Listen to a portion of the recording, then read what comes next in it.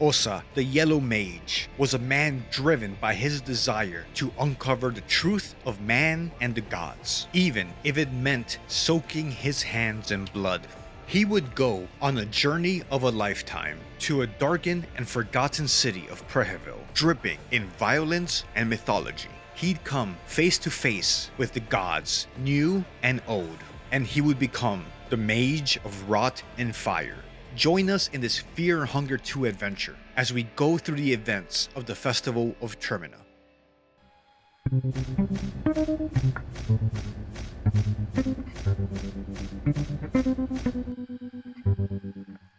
The soothing sound of the rail tracks. You are not used to such peaceful and tranquil atmosphere. You can't help but let your mind wander. You reminisce what has led you to this point in life. You were born and raised in the raging heart of Abyssonia, the continent with a long history embedded with chaos and warring factions. Those fools, the people around you, wage wars over ancient disputes and grudges started by long-gone ancestors. But that is how it had always been. The people of Abyssonia held ancestors and their spirits on a godlike pedestal. But it's not like it was any better in the north. In the continent of Europa, those fools worshipped ancient deities that none of them had ever seen with their own eyes. And they certainly had their disputes as well. A great war after another. What's worse, their disputes didn't stay within their borders. They dragged everyone into their mess. They had set their eyes on Abyssonia. Now, because of its strategic position in securing an access to oil and other raw materials from the east, it was only a matter of time before their troops would march on your land. You were not going to die because some faceless puppeteers chose to focus their magnifying glasses on your home country this time. Despite your young age, you decided to leave. Your siblings and mother would mourn your departure. They wanted you to have something to remember them by. You had considered yourself as successfully dead inside, not swayed by emotion. But it took a lot of effort to convince yourself that you wouldn't miss your family. You still obviously had weaknesses to weed out. You headed to the City of the Sun, Amon, to educate yourself on spiritualism and religion. You were no slow physically, but you always considered your intellect your true forte. And just like that, you were accepted as an apprentice after some preliminary test. At the same time, news about the Great War closing Abyssonian borders were all they could talk on the radio. Amon was far from the border, and it could probably remain safe for a good while, even after a war broke. You figured you still have plenty of time to learn at the temple and leave the country before it was too late. At the Temple of Amon, you were given a choice to learn various different schools of spiritualism. The worship in Europa focused on the older god Alll-mer, but among scholars, it wasn't too uncommon to worship even more obscure deities. You were talented and praised for your quick learning at the temple, but that came as no surprise to you. You knew you were smarter than most of those old geezers. They only possessed knowledge you wanted. Once you had that, they served no purpose to you. More time you spent at the temple, more pathetic the priest of Amon started to look in your eyes. Religion in general started to look dubious too after examining how the world functioned. Most religious doctrines were molded to accommodate the current ruling class. Religion was used as a mere tool to control masses more than anything else. Dedicating your life to worship would equal dedicating your life to kings and queens of the time.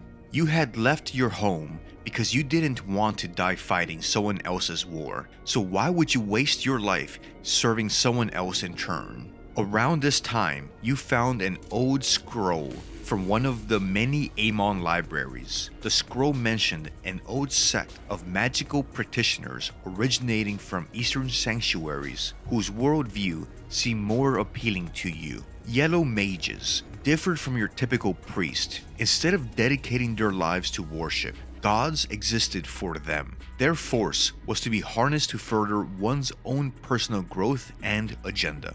Instead of finding order from the commandments laid out by the older gods, yellow mages reveled in chaos. Chaos was the natural state the world would return to time and time again, so why even try and force it to anything else? You quit at the Temple of Amon and decide to head east in pursuit of these yellow mages. You traveled beyond your home continent, ultimately finding yourself at the narrow streets of eastern sanctuaries. You got acquainted with the local temples. Even they had adopted the worship of Alll-mer as their main religion. Eastern sanctuaries were no better than the temples of Amon in that regard. If anything, religion was even more prevalent and dictated the way people were to live and die. You were looked down upon by the scholars and religious leaders of the area because of your very public opinions. That didn't bother you. You knew better. In time, your conviction convinced the facets you wanted. You were approached by a group of traveling mages who wore colorful attires. The yellow mages that were still around in this day and age were reduced to small separate groups wandering around the world to study all the fields of the otherworldly. The group saw potential in you and offered you a place among them. You liked what you heard and decided to join the wandering group. Your path of learning and self-growth knew no end. Your travels brought you to a small border town in eastern sanctuaries, where you met a curious person, Hadil Azif, a self-proclaimed wizard from the Far East. Despite his pretentious appearance, his family name, Azif, was well known and even somewhat feared in certain occult circles, which gave his claims at least some credibility. He was gathering a group of adventurers to accompany him on a perilous quest. He had inherited a map from his late grandfather that was supposed to lead him to the infamous Dungeon of Fear and Hunger itself. The place used to be a noteworthy location of pilgrimage for many aspiring mages and priests in the distant past. The yellow mages you had spent time with previously told ominous tales about the dungeon itself. Initially, you dismissed Azif's talks only to be haunted by the most brutal nightmares on the following nights. Something was calling for you. You had to witness the place yourself.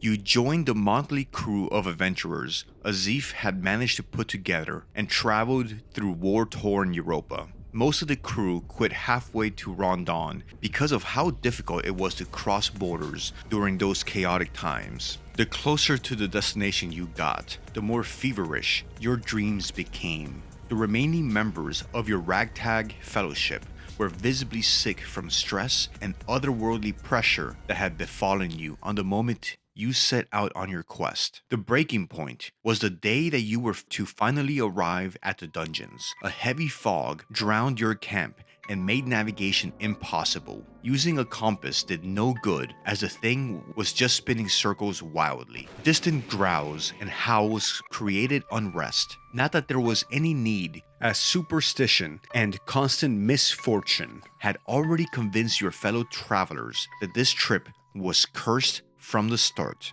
Your companions panicked and scattered to the mist. Azif himself had been sick from constant nightmares for half the trip already. You left him curled up in a fetal position in his tent and ventured forward on your own. So it is alone that Osaa descends into the 1,000-year-old ruined dungeon of fear and hunger. It is in the dark and decay of the dungeon that Osaa discovers the source of the otherworldly calling he had been feeling this entire trip. It is underneath a pile of rocks that he finds the ancient and burnt head of the great terror of the East, the legendary wizard Nasrah. Osaa leaves the dungeon with Nasrah's head in his possession.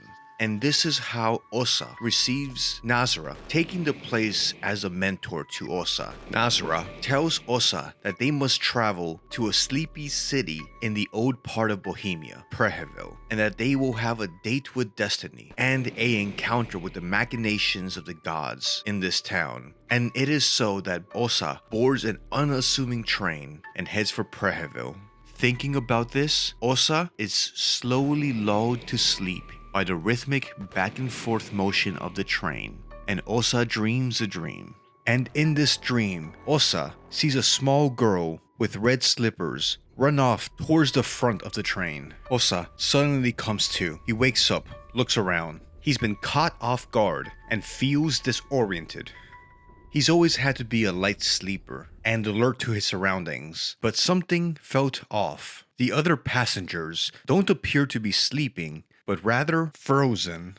All of a sudden, the train was quiet, warm, and moist. It made him feel uncomfortable in a way he hadn't before, in spite of how worldly and prepared he always felt like he was. It reminded him of the feeling of tangible fear you could almost physically feel as he made his way through the dungeon by himself, following Nasrah's call that he could hear from inside his skull. Following in the footsteps of the woman with the red slippers, Osaa passes some ethereal blue moths and sees a threshold or a gate made of stacked luggage. Osaa crosses the threshold, feels a gust of wind and the return of the feeling of disorientation. He sees a wretched man coming towards him. Now, Osaa has seen a lot in his years, traveling the world, to Abyssonia, the Eastern Sanctuaries, and through Europa, but he had never seen a wretched man quite like this. It's only his feeling of detachment from reality that is holding at bay his sense of repulsion and disgust that he felt upon laying eyes on this man. He's naked, has a purple and deformed nose, and the skin on his back has been flayed and is being held in a flesh halo around him by a wire frame. A macabre display that you would never see even in the shadiest corners of Amon. The disgusting man, the janitor, is able to catch Osaa and pin him down. Osaa hears Nasrah's voice in his skull again. It says, "See, this is what you get for not listening to me. You deserve every bit of what's coming to you, maggot." The janitor, with almost a sense of glee, proceeds to hack off Osaa's legs as Osaa looks on in stunned disbelief, feeling himself paralyzed but completely aware of what's happening to him. Osaa is completely stunned as he watches blood squirt from his stump legs. After completing his grisly task, the janitor tells Osaa to get back to work, as if this dismemberment was a regular course of business, foreshadowing the brutality Osaa would witness with the upcoming festival. The janitor disappears into the back half of the workshop. Osaa, not knowing what to do, pulls himself by his arms deeper into the workshop, hoping to get a clue as to what is happening and what is going on. All the while, ignoring Nasrah's mockery. Nasrah's casual tone made Osaa feel maybe the disembodied head knew more about what was going on than he was letting on. Using the last bit of his strength and sanity, Osaa pulls himself to the back of the workshop using only his arms, crawling past dozens of replicas of the cubes of the depths that had plunged the dungeon of fear and hunger into madness such a long time ago. He continues past infernal contraptions of unknown purposes, and continues past 2 pillars of flesh contained by wooden planks with dozens if not hundreds of arms peering out. In the furthest most back of the workshop, darkness engulfs Osaa as he crawls into a void of blackness. The blackness is then suddenly interrupted by visions of the new gods towering above him, like quiet sentinels standing vigil. Even for a spiritual mystic such as himself, the visions are overwhelming. Osaa knew full well that these images were not meant for the meager minds of simple humans. Osaa experiences another mind-shattering migraine, and now he has a faint sense of vertigo as he's standing on top of the moon tower, facing a purple man that appears to be dressed like a green jester. The mysterious man introduces himself as Perkele, explains that he serves the moon god Rher. His lord, Rher, has decided to show mercy upon Osaa and has mended his wounds and repaired his body. The mysterious man adds that this is not a nightmare. In fact, this is a dream. Osaa is the dreamer, Rher is the dream. The mysterious man, Perkele, continues to explain that this is a most joyous occasion, a festival to end all festivals. The 3-day festival of Termina. His god, the trickster moon god Rher, has blessed 14 participants, 14 mostly unknowing souls that have been blessed with the opportunity to participate in 3 days of most holy bloodshed in the city of Preheville. Osaa had been studying the ways of the gods his entire life. Osaa remembers that he had heard of Termina. and he finally remembered where he had heard the name Perkele before. The deity is often linked with the so-called Festival of Termina. Information about the festival is murky, but it is often associated with times of great turmoil. Many massacres in history have been blamed on this deity and the moon. Horrible acts have been committed in the name of lunacy. You can't remember much else. The moon god in general is shrouded in great mystery, and his ways are often left unexplained. Perkele adds that the festival is a chance to give humans a peak of grandeur and a chance to reach for illustrious heights, an opportunity to pierce the veil. Condescendingly, he says that this must all be very confusing to you, so he won't burden us with any more exposition. Let us meet again under the moonlight, he says. Osaa's vision fades to black, and he passes out. Osaa comes to, hearing Nasrah's annoying voice in his head once again saying, "Wake up, maggot. I trust you got the gist of things. Let us proceed. We have work to do." Something seems off though. This is not the moon god's usual modus operandi. Osaa takes a second to collect himself after the whirlwind he had just been through. He looks around and realizes that he's back at the train, though it has stopped and there's no one else around. He couldn't tell if being alone was a good thing or a bad thing. But at least he did operate better on his own, as he had all his life. And if nothing else, he had the burnt up ancient skull of Nasrah with him, to annoy him anytime Osaa got too comfortable. It's not everybody that had the opportunity to become friends with the crispy head of an ancient wizard. At that point, Nasrah adds, "Trust no one, but me obviously. As long as you do what I say, I don't actually care about the trust part either. Now move it, maggot." Nasrah would have made for a great drill sergeant, given how he speaks. Osaa shakes off the last bit of the nausea and the migraine, stands up and looks around the train. Seeing it vacated, he makes his way up to the front, seeing nothing but a mess of trash and open luggage thrown around the cabins. At the front of the train, Osaa encounters a well-dressed but meek-looking man with a fedora. He seems to come from the east and seems completely lost in his own thoughts. All he says over and over again is that he's going to be late. Osaa moves on when he realizes the man is non-responsive. Osaa steps outside the train. Outside, he sees another group of passengers. These would also be participants in the Festival of Termina. A man with an eye patch and checkered pants seems to be openly discussing what's their best course of action now. The beheaded wizard chimes into Osaa's thoughts and says, "What is this shit show?" The adorable Marina chimes in that the sleeping one woke up. Afterwards, the man in the checkered pants explains the situation. Everyone there is clueless as to what happened and what brought them there. The train has stopped and they don't know why. All the crew is missing. Nasrah foreshadows, "These fools, they have no knowledge of things to come. Quick. The man in the checkered pants explains that they had decided to stay and wait a while. Someone should be coming along to investigate the train at some point. So if you're not in a hurry, you can just take a seat and relax." The girl with the pigtails points out that your outfit looks interesting, and she asks, "Who are you?" Osaa hears Nasrah's voice in his head that says, "You are their doom and torment, an embodiment of chaos, a pupil to the terror of the modern man." The members of this impromptu group, one by one, introduce themselves, after which Nasrah interjects his own thoughts. The girl with the pigtails introduces herself as Marina, to which Nasrah comments, "But a child trying to play with magic. Pathetic." The girl with the glasses says that her name is Olivia, and that it's lovely to meet everyone. Nasrah says, "A poor sod, a measly librarian, waiting to be devastated." The older gentleman says that his name is August. Nasrah adds in, "Keep an eye on this one."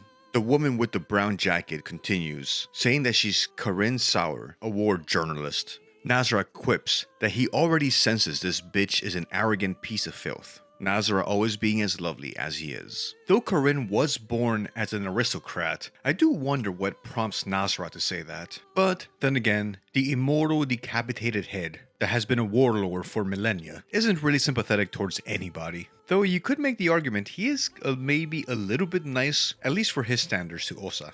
Next to introduce himself is the blonde man, the chef, Henrik. Henrik cooks a mean goulash. Apparently, the secret is a hefty dose of paprika. which I just ran out of and need to go to the store to get some more. Nasrah throws in his 2 cents saying, a weakling with no remarkable features whatsoever. I'm sure a lot of us would disagree. Henrik's alright. If nothing else, I would argue that Henrik might have the best hair between the participants of the festival. He's at least up there. And the last one to introduce himself is Dan, the man with the checkered pants. Nasrah comments, this maggot carries filthy secrets, dig them up.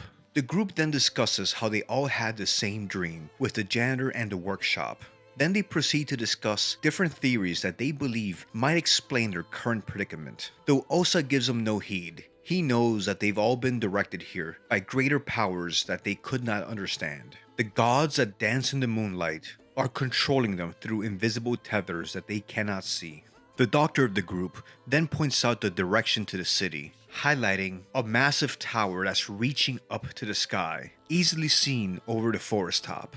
A tower that would be closely intertwined with all of their destinies, they just didn't know it yet. The tower stood in the center of Preheville, the city where their fortunes would play out over the next 3 days, covered in blood and marked for destiny.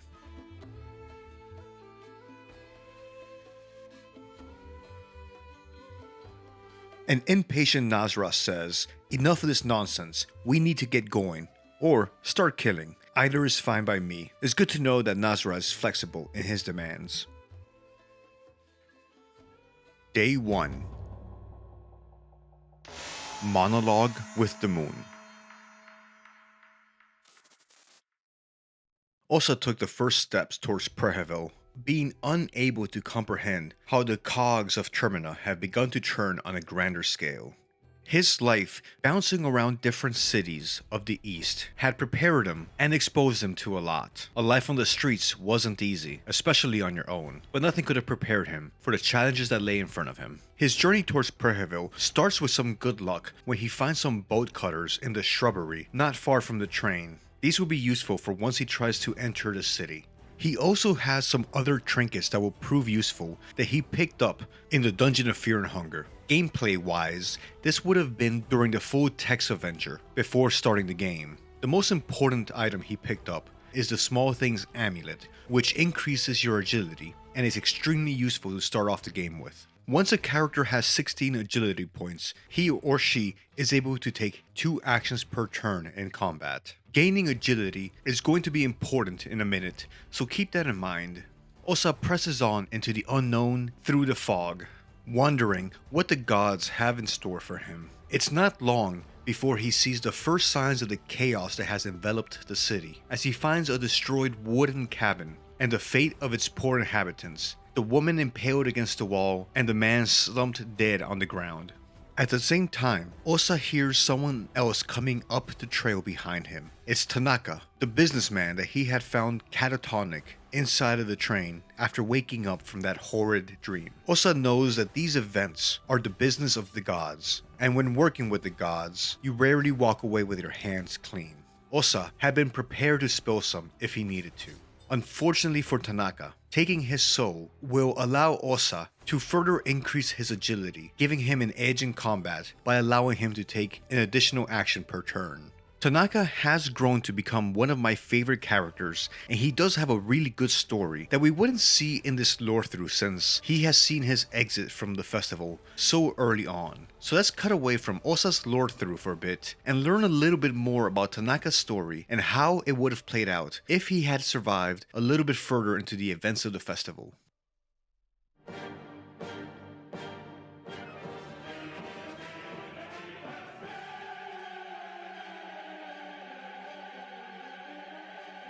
Fear and Hunger is the story of struggles between heroes and gods, monsters and warriors. But during the Festival of Termina, there is one character that at first glance might appear unassuming, but underneath his businessman appearance lies the heart of a dragon with fists of fury, a simple man, a mere mortal caught up in the currents of causality, a regular person in the wrong place at the wrong time, caught up as the cogs of Termina have begun to turn. An average citizen of the nation of Edo who was wearing the fuck out of his fedora hat. Today, we will be talking about the story of Kira Tanaka, who starts off the festival as a scared soul, but by the time he meets his untimely and tragic end, he will have grown to become a hero and a fighter as capable as any other in the city of Preheville, learning to find strength within himself due to, in no small part, to his training with Marcoh, the boxer. So let's examine his evolution and delve deep into the mind of the businessman from Edo, Tanaka. At the beginning of the game, there are various ways that Tanaka's life can end very quickly at the beginning of the festival. He can be decapitated by the Woodsman, he can be decapitated by needles, or, if you're so inclined, you can decapitate Tanaka. If you've seen some of my Fear and Hunger Lorethrough videos, you'll know that I had the bad habit of picking him off early in the game in order to unlock his agility +1 skill. So in a lot of playthroughs, he might be the first contestant to go down. But if he survives, we see his full evolution into either the Judgement, his moon-scorched form, or a warrior, taking inspiration from Marcoh and going up against August. We will first encounter Tanaka in the train. He will be found catatonic, unable to come to terms with what's happening after everything he saw in the dream with the janitor. At first, he appears nervous and neurotic. He's worried about failing his father and his businesses, and is concerned that the train stopping is going to make him late for a meeting. Tanaka introduces himself. He says that he's what you would call a businessman. He works for his family enterprise in the far reaches of the East. The moment the Great War ended and borders opened, my father, he wanted to expand our influence here and arranged certain meetings. I was given the honor to work as the ambassador. What a great honor what turned out to become. Tanaka will very quickly form a bond with the Vatican boxer, Marcoh. We'll see this dynamic duel during the encounter with Pav in front of the restaurant upon entering the city. We'll find the Bremen officer holding both Tanaka and Marcoh at gunpoint. Marcoh tries to talk his way out of it, but the Bremen lieutenant isn't having any of it. We don't know exactly how this encounter started. It's possible Marcoh was the aggressor. He does mention that he starts punching when he sees a Bremen officer. Normally, I wouldn't object, except for the case of Pav.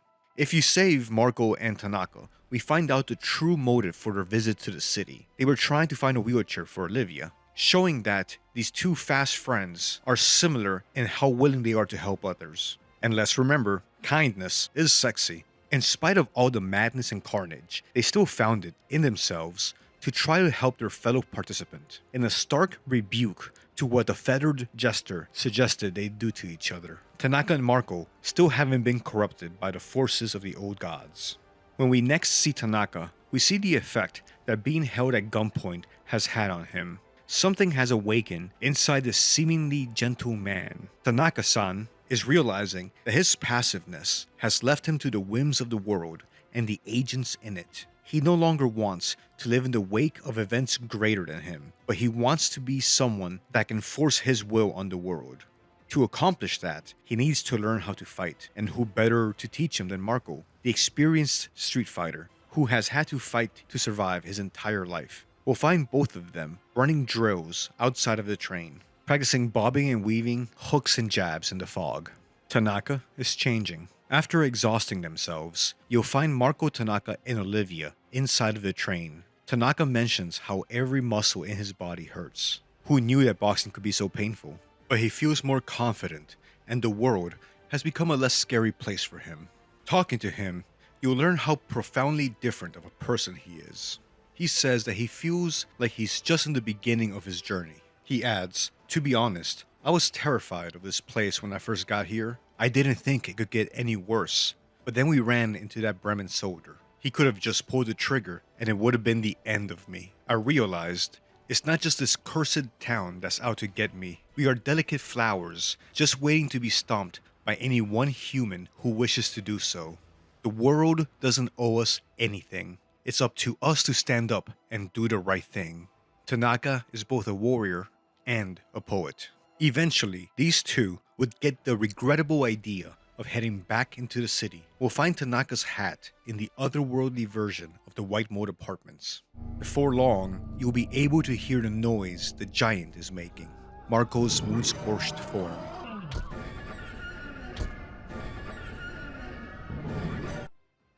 In the room where you can find the effigy, you'll find that Tanaka hasn't abandoned Marcoh. He's changed again. He's no longer wearing his coat, and he's wearing a bandana across his head. Tanaka is looking extremely grim, as if he's lost something, lost a part of himself. Tanaka says, "You saw him on your way in, that monstrosity. It's Marcoh. His guilt manifested in such an extreme way. I can only imagine what secrets he kept in his head." We decided to do another supply run. I remembered this building from our last excursion to the city. Something about it drew me in. Marcoh clearly hesitated. He must have sensed the evil aura this building emanates. Still, we ransacked this place because of my persuasion. This building had an effect on Marcoh. It woke buried memories of his. I have seen remorse in his eye from the beginning, but the deeper we got into the building, the more evident it became. Ultimately, it drew him into madness. I'm not sure what happened, but one moment Marcoh ran around the corner, and the next, that beast came bursting through a wall. Just what does this city do to us? I think I'm starting to understand what the man at the top of the tower is trying to say. 3 days. This is day 3. We will inevitably turn against each other, whether we like it or not. He wants us to kill. Fine. I'll avenge Marcoh. His legacy will continue to flow in my veins. My head is spinning. For the past few days, I've learned so much. The time I spent with Olivia and Marcoh at the train. I learned of camaraderie. It might be a silly thing for you to hear, but I'm not used to, well, friends. I've been taught since I was a 4-year-old to rely only on myself and my own skill set. I've been prepared for a ruthless business world where softness is weakness. But a true warrior knows how to combine both the soft and the hard. Because I relied on others, I grew stronger. Now I can fulfill the destiny I was prepared for. I'll rely in my newly found strength and face that man in the tower alone. Tanaka's true bravery is starting to shine. If you decide to fight Tanaka at this point, you'll get a small taste of his power now. He has far more health, and his moveset is now the same as Marcoh's. He can do quick jabs and other boxing attacks. He deals more damage and has higher HP, so he poses a far larger threat to the player than he did only just a few days ago at the train. He's also traded out his fedora for a bandana, and he's rolled up his sleeves, so you know he means business. But tragically, all stories need to come to an end. Tanaka was not one to go quietly into the dark night. He would rage at the dying of the light. Later on, one of the last possible encounters we have with Tanaka is approaching the moon tower and finding August there. He seems to have lost his mind, or at least his spirit, and have given in fully into the spirit of the festival.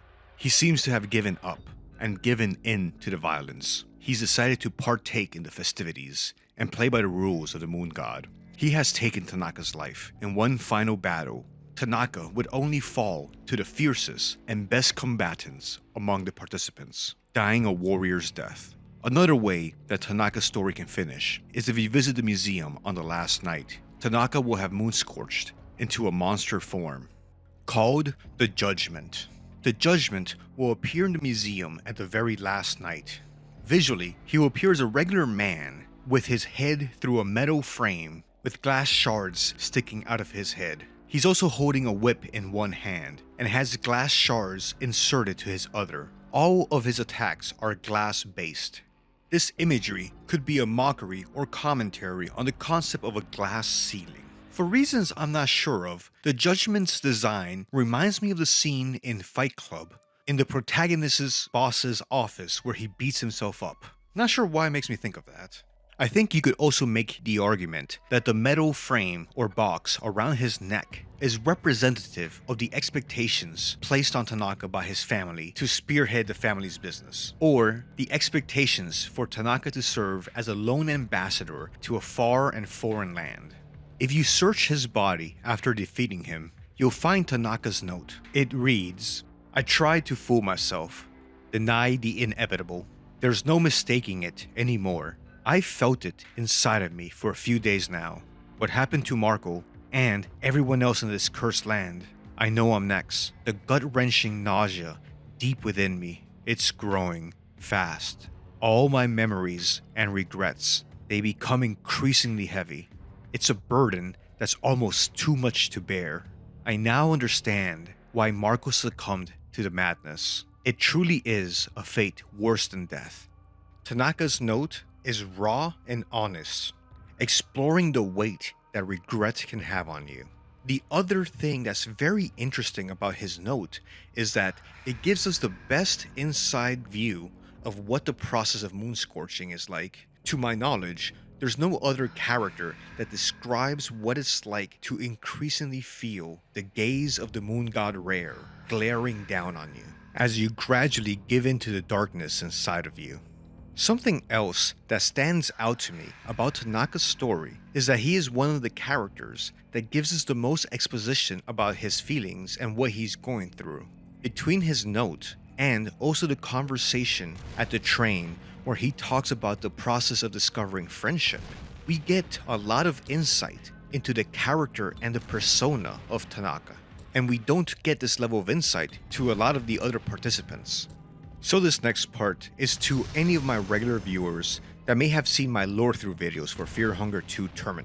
I always had the opening move of taking out Tanaka from the very beginning in order to unlock his +1 agility skill, to accelerate getting to 16 agility and having double actions. It wasn't until people told me in the comments that there was a lot more to Tanaka and his story, and now, having taken the time to explore his character, I can see why he's a fan favorite. He is a kind, strong, inspiring, and brave character. His quick growth from being meek, shy, and scared on day 1 to the inspirational and brave soul that decides to carry on Marcoh's strength and goes to the moon tower to try to end this all for everybody, only to be hunted by August, is a more complete story with character growth that you get in some full-length movies. And honestly, how can you not end up rooting for the man in the fedora? So to Tanaka, my apologies, I didn't do your character justice.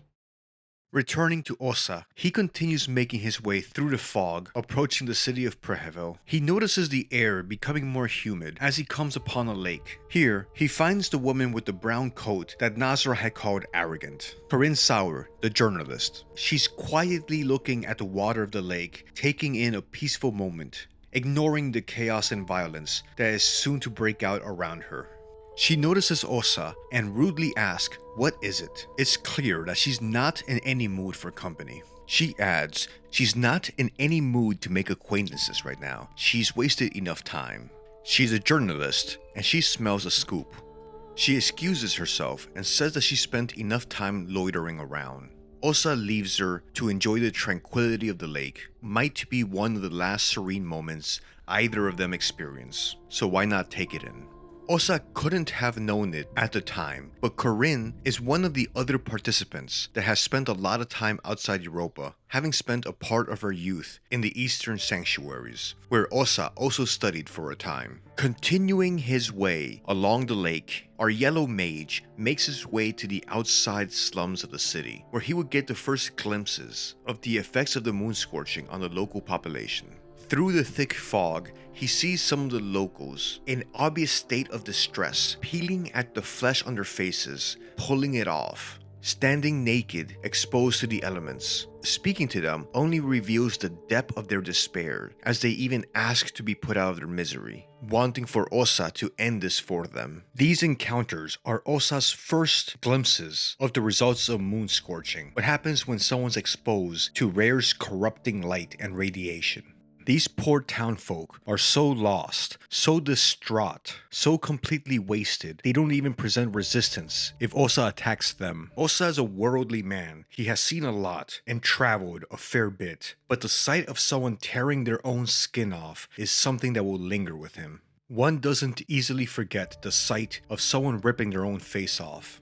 Barely comprehending what he just saw, Osaa continues on. A reek of death emanates from these lone alleyways. Continuing into the shantytown, Osaa encounters another villager.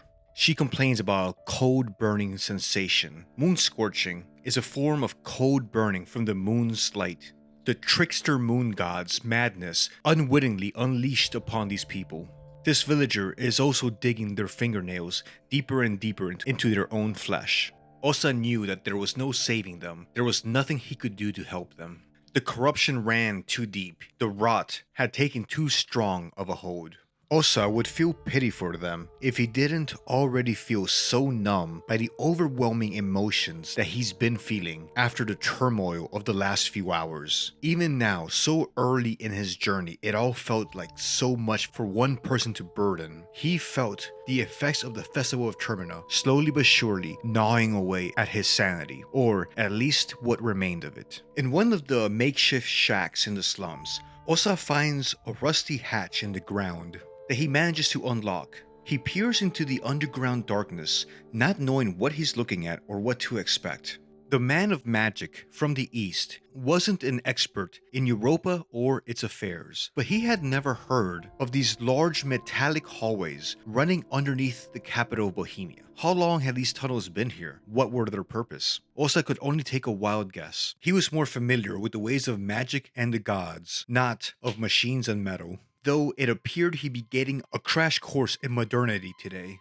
This part of the world was newer and younger than the older parts of the world where Osaa had grown up, and with that came new gods for a new age. An age of metal and data. Osaa wondered what would be the place of the old gods and the old figures of spirituality in this new world. He thought this as he carried the head of the new god Nasrah in his bag. Osaa again encounters Karin, the journalist. She's also coming to terms with the reality and the horror of what's going on here. The current state of the slums and its inhabitants are clearly weighing on her. She wanted a scoop, but this was more than she bargained for. She adds that she's not sure what to do, but she can't imagine that the state of the city is any better. Osaa agrees with her. It does look like things get worse and worse the closer he gets to the city. As Osaa makes his way closer to the center of Old Town, he enters a derelict home. He can't help but look around and look at these artifacts, these leftovers, these memories of a peaceful life that the tenants have left behind. These shards of ruined lives, the lives of people caught up in the games the gods play. But I guess that's how the world is. The weak get caught up in the schemes of the powerful. He wondered what life must have been like on a regular day here, as the regular townsfolk come and go in their ordinary but still special lives. Osaa continues exploring and makes his way to the largest structure in the vicinity. He'd find out this is the mayor's mansion, an opulent example of Western living, an almost decadent home surrounded by wooden shacks. On the second floor, he encounters another participant, Henrik, who exclaims, "For Alll-mer's sake, don't go sneaking up on me like that," in surprise when he sees Osaa approach him. He doesn't look right. He has a glazed look, and his eyes seem fixed at a point 1,000 yards behind Osaa. Henrik is disoriented and walking in circles, saying that he can hear a clock, but he can't see the goddamn thing.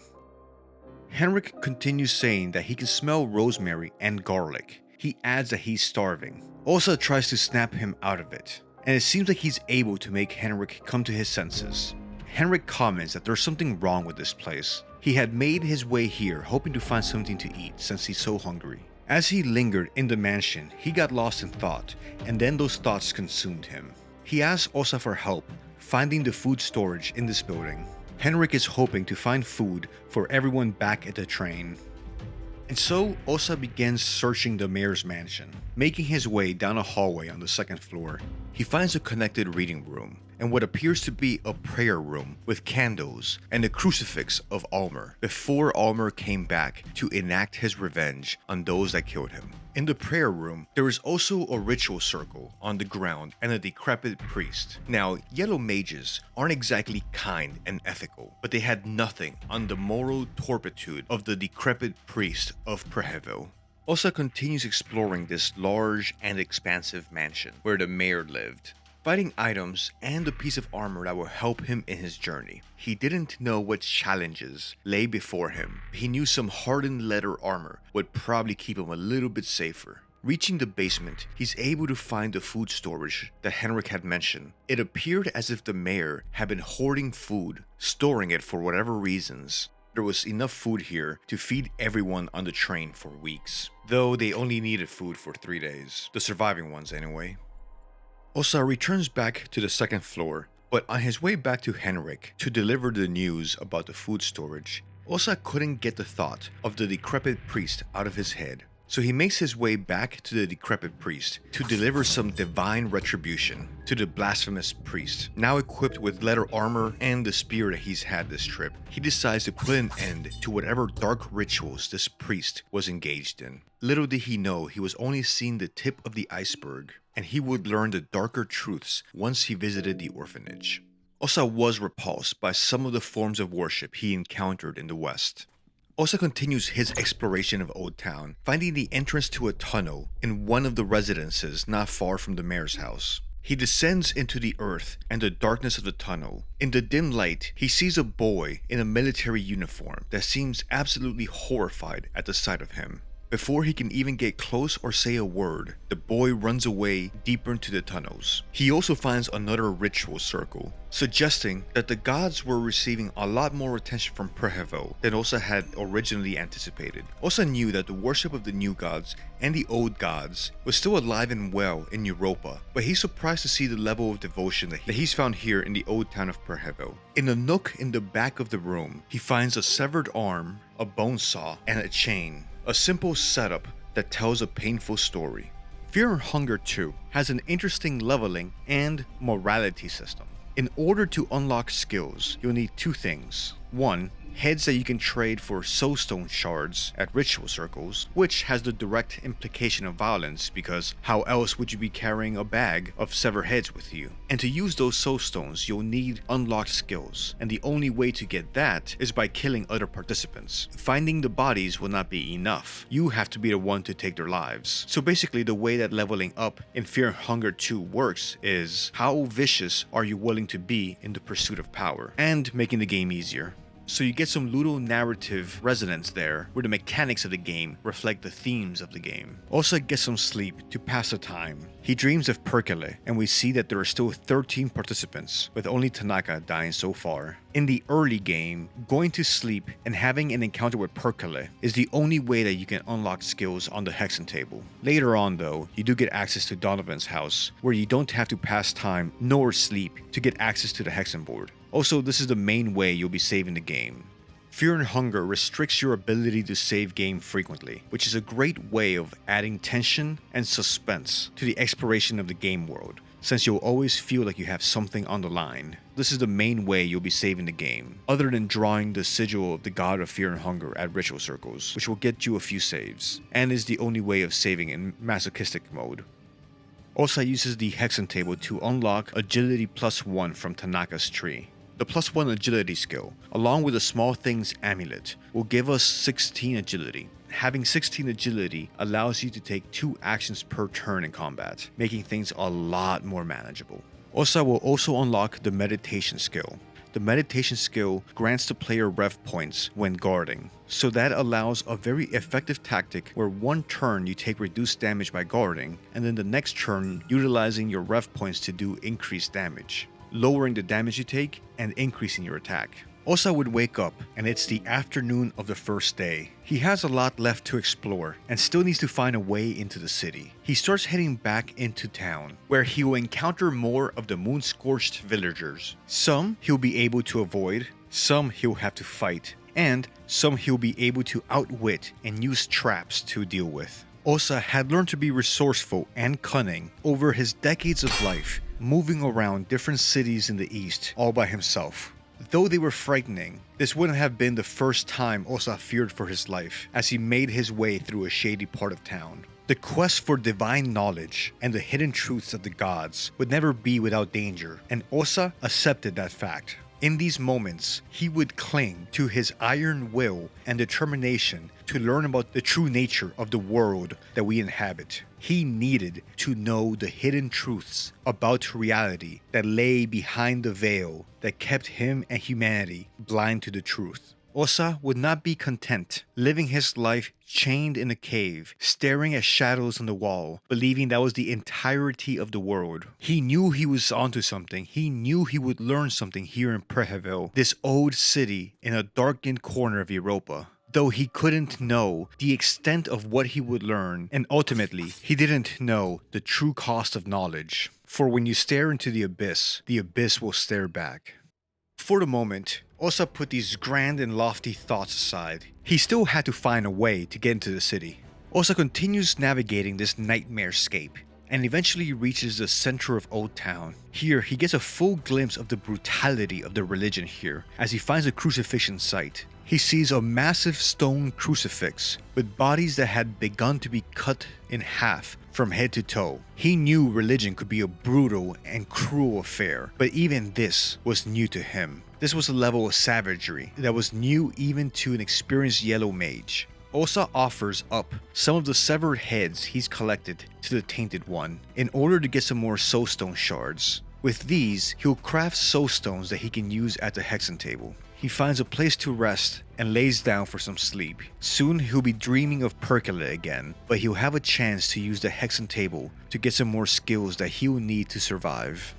He'll unlock a skill that will be pivotal to the rest of the Lorethrough, the Spice Forge skill. The Spice Forge skill will unlock 3 different modifiers that Osaa will be able to apply to different spells. One of them allows him to automatically cast a spell at the beginning of every combat encounter. A second will empower any spell that he casts, allowing it to be cast twice in quick succession. And a third will lower the mind cost of any spell that the modifier is associated with. Osaa makes his way back to the center of Old Town. He'll use the bolt cutters on the chain gate and finally enter the city proper. It's now nighttime, making everything feel all the more ominous. Entering the city, Osaa will get his first true glimpse of what these western cities were like. These jungles, these labyrinths of plaster and stone, a statement of artificiality against the natural world.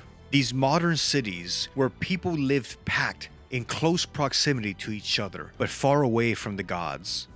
These modern cities appear to be viruses or mold that spread across the surface of the planet, functioning like humanity's desperate attempt to impose its control on the natural order of things.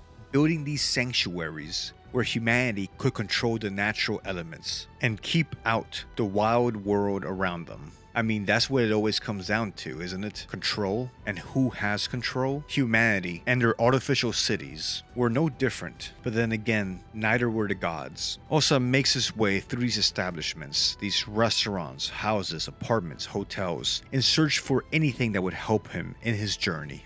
Continuing his trek into the city, Osaa prepares his magic. At the moment, his magical options are a little bit limited. He hasn't yet had a chance to increase his affinity to the gods, so the only spell available to him is Rot. It is a useful and powerful one. The Rot spell will inflict decay on Osaa's enemies, weakening them for physical attacks. Making his way further into the city, Osaa finds evidence of the violence that occurred here not too long ago. The city is in disarray, trash everywhere, and among the trash and debris, he finds lifeless bodies of people that lost their lives in the orgy of violence of the festival. The only figures still standing upright and moving are the bobbies. Osaa spots these corruption of public servants still patrolling the night streets of Preheville, looking for any survivors or additional sacrifices that can be offered up as a tribute for Termina. Little did they know that they might unwittingly be serving the cause of the sulfur god, but Osaa wouldn't have known that. Not yet, anyways. Navigating the streets, Osaa hears a singing, a whistling, an odd musical melody that could only belong to the odious Needles. Needles is a perversion of a doctor, walking around in what appears to be a doctor's coat, and his face painted in blue and white, wielding a whip made of needles, and holding a syringe in the other hand. Another monstrosity that seems to be enjoying the violence of the festival. Osaa defends himself by casting Rot on Needles to weaken him physically, and attacking with his spear now that Needles is weakened to physical damage. He'll have to dodge the needle whip, that needles would use against him while trying to withstand the poison of the syringe. Osaa didn't know it at the time, but Needles is a part of another participant's backstory. He's believed to be Dan's former father-in-law, resurrected by the dark power of the Old Ones. Needles is a formidable threat in the early game before the player has a lot of weapons, armor, or spells to use against him. He can be encountered in the early bunker where Bella is found, or if he's still alive when the player enters the city, he'll pursue the player throughout the streets of Preheville. Having killed this perverted doctor, Osaa pushes on, driven by his desire for arcane knowledge. The streets are filled with an eerie calm. The only sounds are those of shambling husk trudging their way across the cobblestone streets. Osaa continues his journey in this alien city, wishing that Nasrah would be more forward and open with what he knows about what is going on here. But Osaa was determined to get as close to the gods as he could. He wanted to know more about the true nature of reality and the world that they live in. Well, at least as much as a simple human could ever learn. But he was a yellow mage, privy to knowledge that few other humans would ever know and that few could handle to understand. When you stare into the abyss, be careful, for the abyss might stare back. He had dedicated his entire life to looking for the esoteric and obscure truths of the universe. He could feel it in his bones that something was happening here, something greater than he could ever understand. The scheme of the gods playing out on a grander scale than he could ever understand. There would be no turning back for him. Osaa enters a bookstore. Any other day, he would love to spend days, weeks, maybe even months reading under the candlelight, delving deep into the knowledge of these books. Well, maybe not candlelight. They had electric light here, another marvel of industrialized Europa. Machines and technology were quickly becoming the new gods of this part of the world. But all the same, any other day he'd love to read all these books. But this was the time for empirical knowledge, for field information, not for idly sitting and reading. Here, he encounters another one of the participants, the pretty and polite girl with the pigtails, Marina.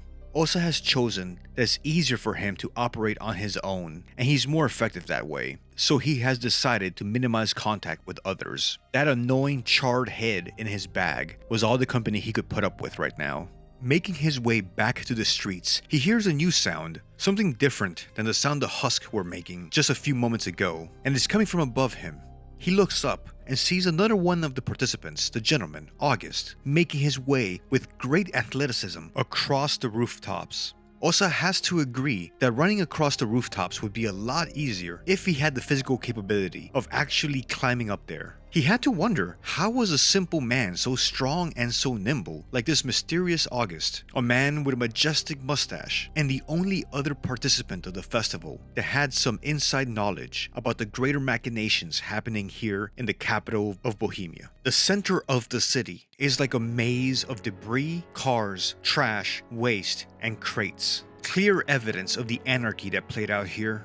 Through the barricades and the roadblocks, Osaa manages to catch a glimpse of the King in Yellow, the feared and legendary leader of the Bremen Empire that had only just led the invasion of the city and taking it with overwhelming might before suddenly suing for peace. Osaa continues making his way to the center of Preheville. He can see the spires of a church towering over the nearby buildings. He reckons that the church in the center of the city might have some clues or some insight revealing the truth behind the chaos that has happened here. Approaching the church, Osaa second guesses what he sees with his eyes, since he thought he saw a tall, furry figure, maybe 10 feet tall, wielding two large spears, one in each hand, cleave a bobby clean in half in a single swipe. The furry figure then pounces off into the darkness and out of sight. Osaa has reached the Church of Alll-mer. Though the construction of the edifice is different and in a Western style that is new to him, the worship of Alll-mer brings him some comfort. It's the first familiar thing he's seen this entire journey.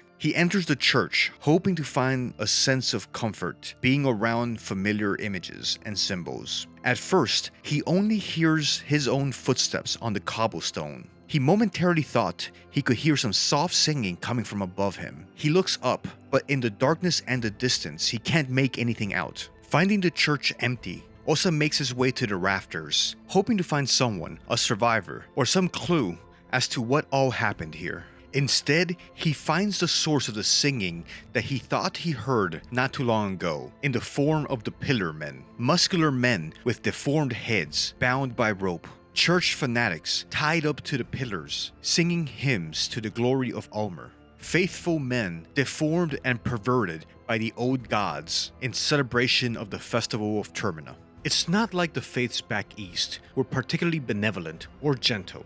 Life in the desert and in the oldest parts of the world could make people rough and callous, but Osaa was a little bit shocked at the Pillarmen. He hadn't quite seen something like this before. Each part of the world had its own beauties and horrors, he told himself. Abyssonia and Bohemia were similar in that regard.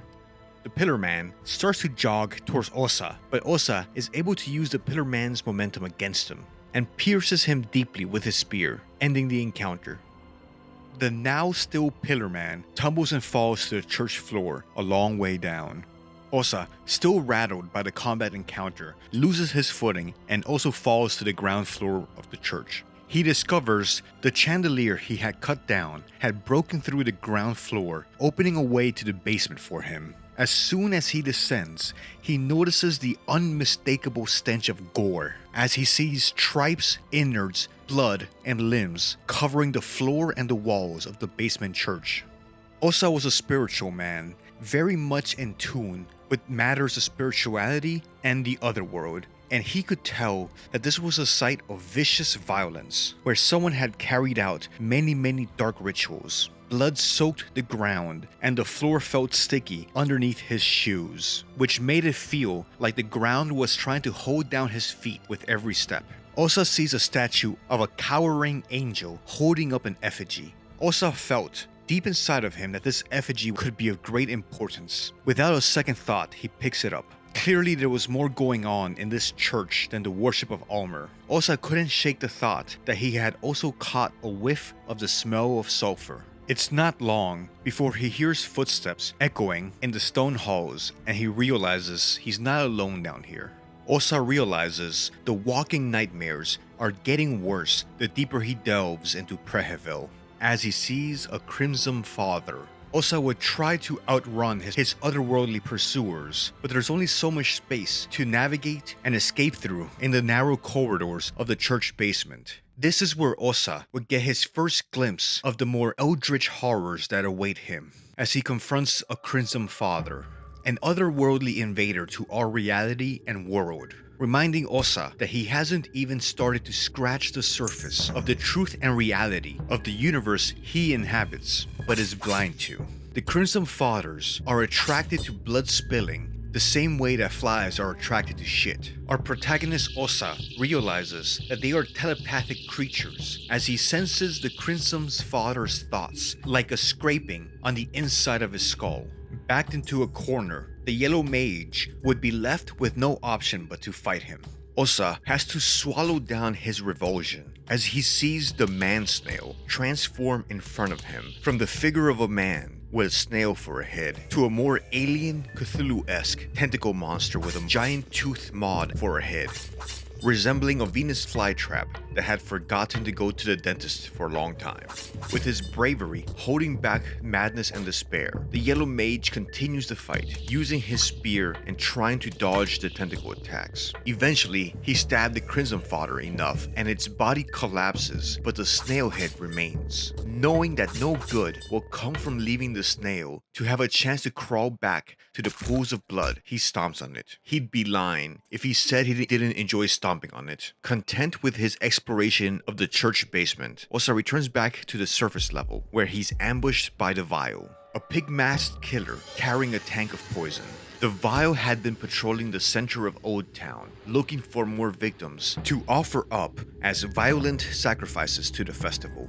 Osaa instinctively casts Rot on him to weaken him, and then has to try to protect himself from a vicious and aggressive barrage of attacks as the Vial sprays him down with poison. In his weakened state, the Vial quickly becomes a victim to Osaa's spear as Osaa manages to impale him through the chest. The masked man squeals as he goes down. Osaa continues his exploration of this area, returning back to the outskirts of the city. Back in the forest, you encounter an axe-wielding psychopath with a trench coat that Osaa wishes had been closed. Though the psychopath is called the Woodsman, Osaa believes that he's made of flesh and bones. Osaa uses his magical ability to cast rot on the man. Festers and boils start to appear on his torso, and fluids start to run down the center of his body through his open trench coat. Osaa manages to disable the arm that he's holding an axe with a blast of pure energy from the red arc spell. The Woodsman then succumbs to Osaa's strategic use of violence. Approaching the Woodsman's house, Osaa sees a goat, but a goat unlike any other he had seen in his life. He feels supernaturally compelled to pay attention to this goat and feed the goat yummy carrots. Osaa takes his time glaring into the goat's eyes. There's something special about this goat. He sees eternity in the goat's dark eyes. His supernatural senses start tingling, telling him that Osaa's destiny is somehow intertwined with this unremarkable looking goat. Something in his bones told Osaa that he'd need to return to this goat and somehow incorporate him into his life and journey. I'll be back, he thought. Osaa enters the psychopath's house to search it. It looks ransacked and disheveled, but otherwise unremarkable. Osaa initially thinks that there's nothing of interest here, not until he walks by the basement door, which had been chained up and had a trail of blood underneath it. Osaa uses the key he had found to make his way to the basement and explore what's underneath the house.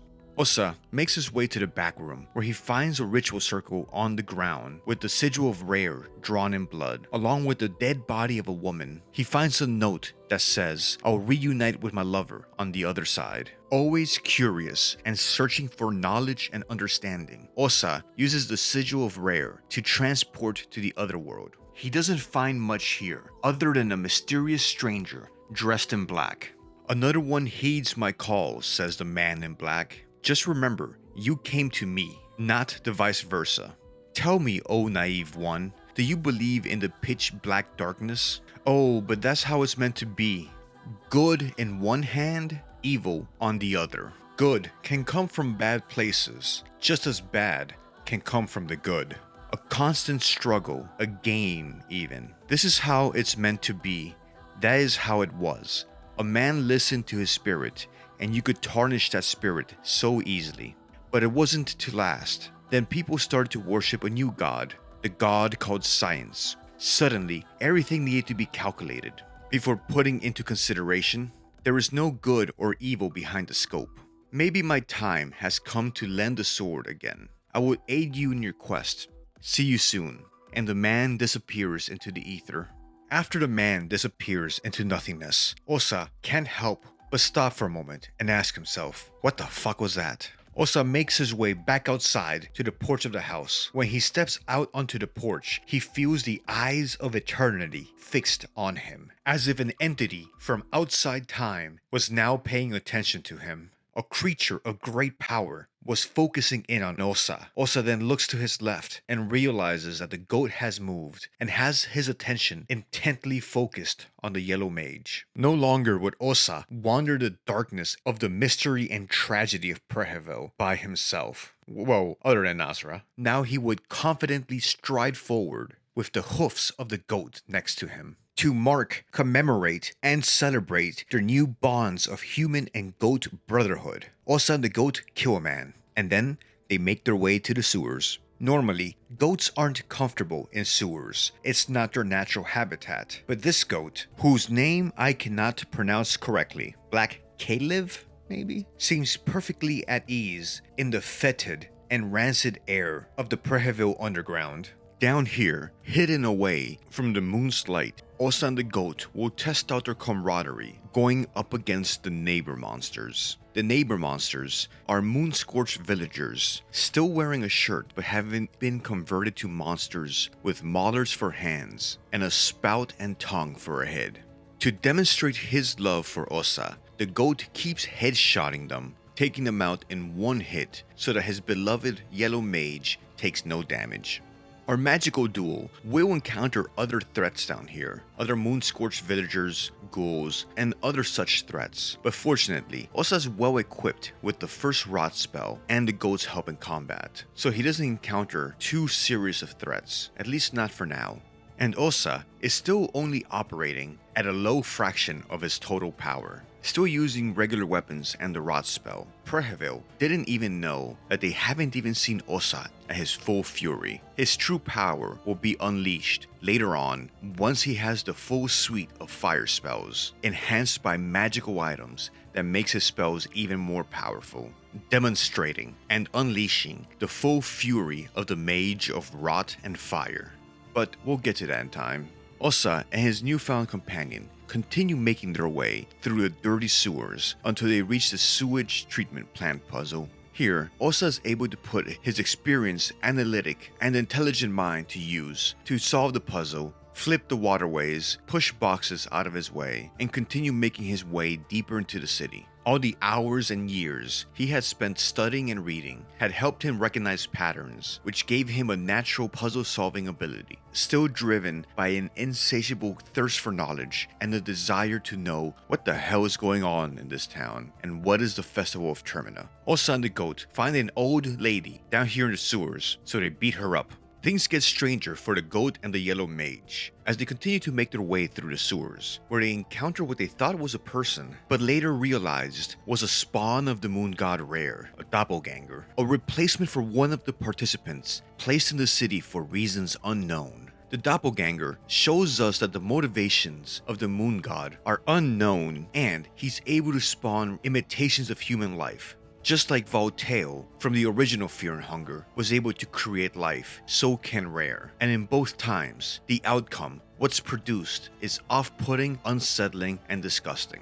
Osaa couldn't help but ask himself how he would react and feel if he encountered a doppelganger of himself. And I ask you, dear viewer, how would you feel if you encountered a monstrous doppelganger of yourself? Osaa and the goat make it back to street level, deeper into the city. It's here in the midpoint of the city, at the very heart of Preheville, that Osaa finds one of the only 3 locations that will feel like a safe spot for him, with the other 2 being Donovan's house and the train, an underground jazz bar, once known for its live music and dancing.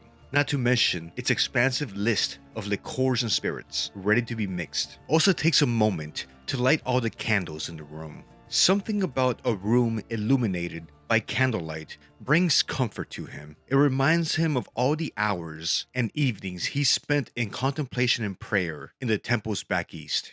Besides, there is something romantic or appealing of candlelight and the way the flames flicker in the wind, making the shadows dance across the room. Osaa uses the skin Bible of Alll-mer to open a blood portal. Osaa would also find a cache of firearms down here, but he'll be wielding the power of the gods. Though firearms are elegant pieces of mechanical engineering, he won't be needing them since he'll be channeling the power of the gods. Lastly, Osaa notices a map in the corner of the room with X's on 4 different locations across the city. He wondered what they could mean.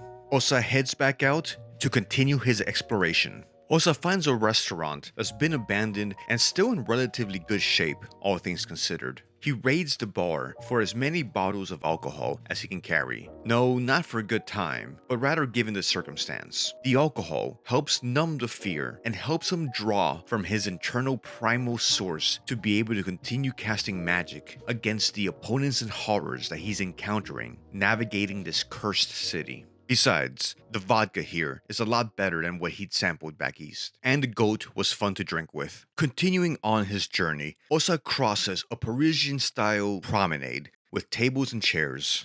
The peacefulness of the moment is interrupted when he sees the soul jobs descending from above. The body pieces sewn together of these monsters juxtapose the natural image of the human form with the artificiality of its new design, begging a more troublesome question of why somebody would create these things and what type of mind conceived it. Though he didn't want to, Osaa would find out in time.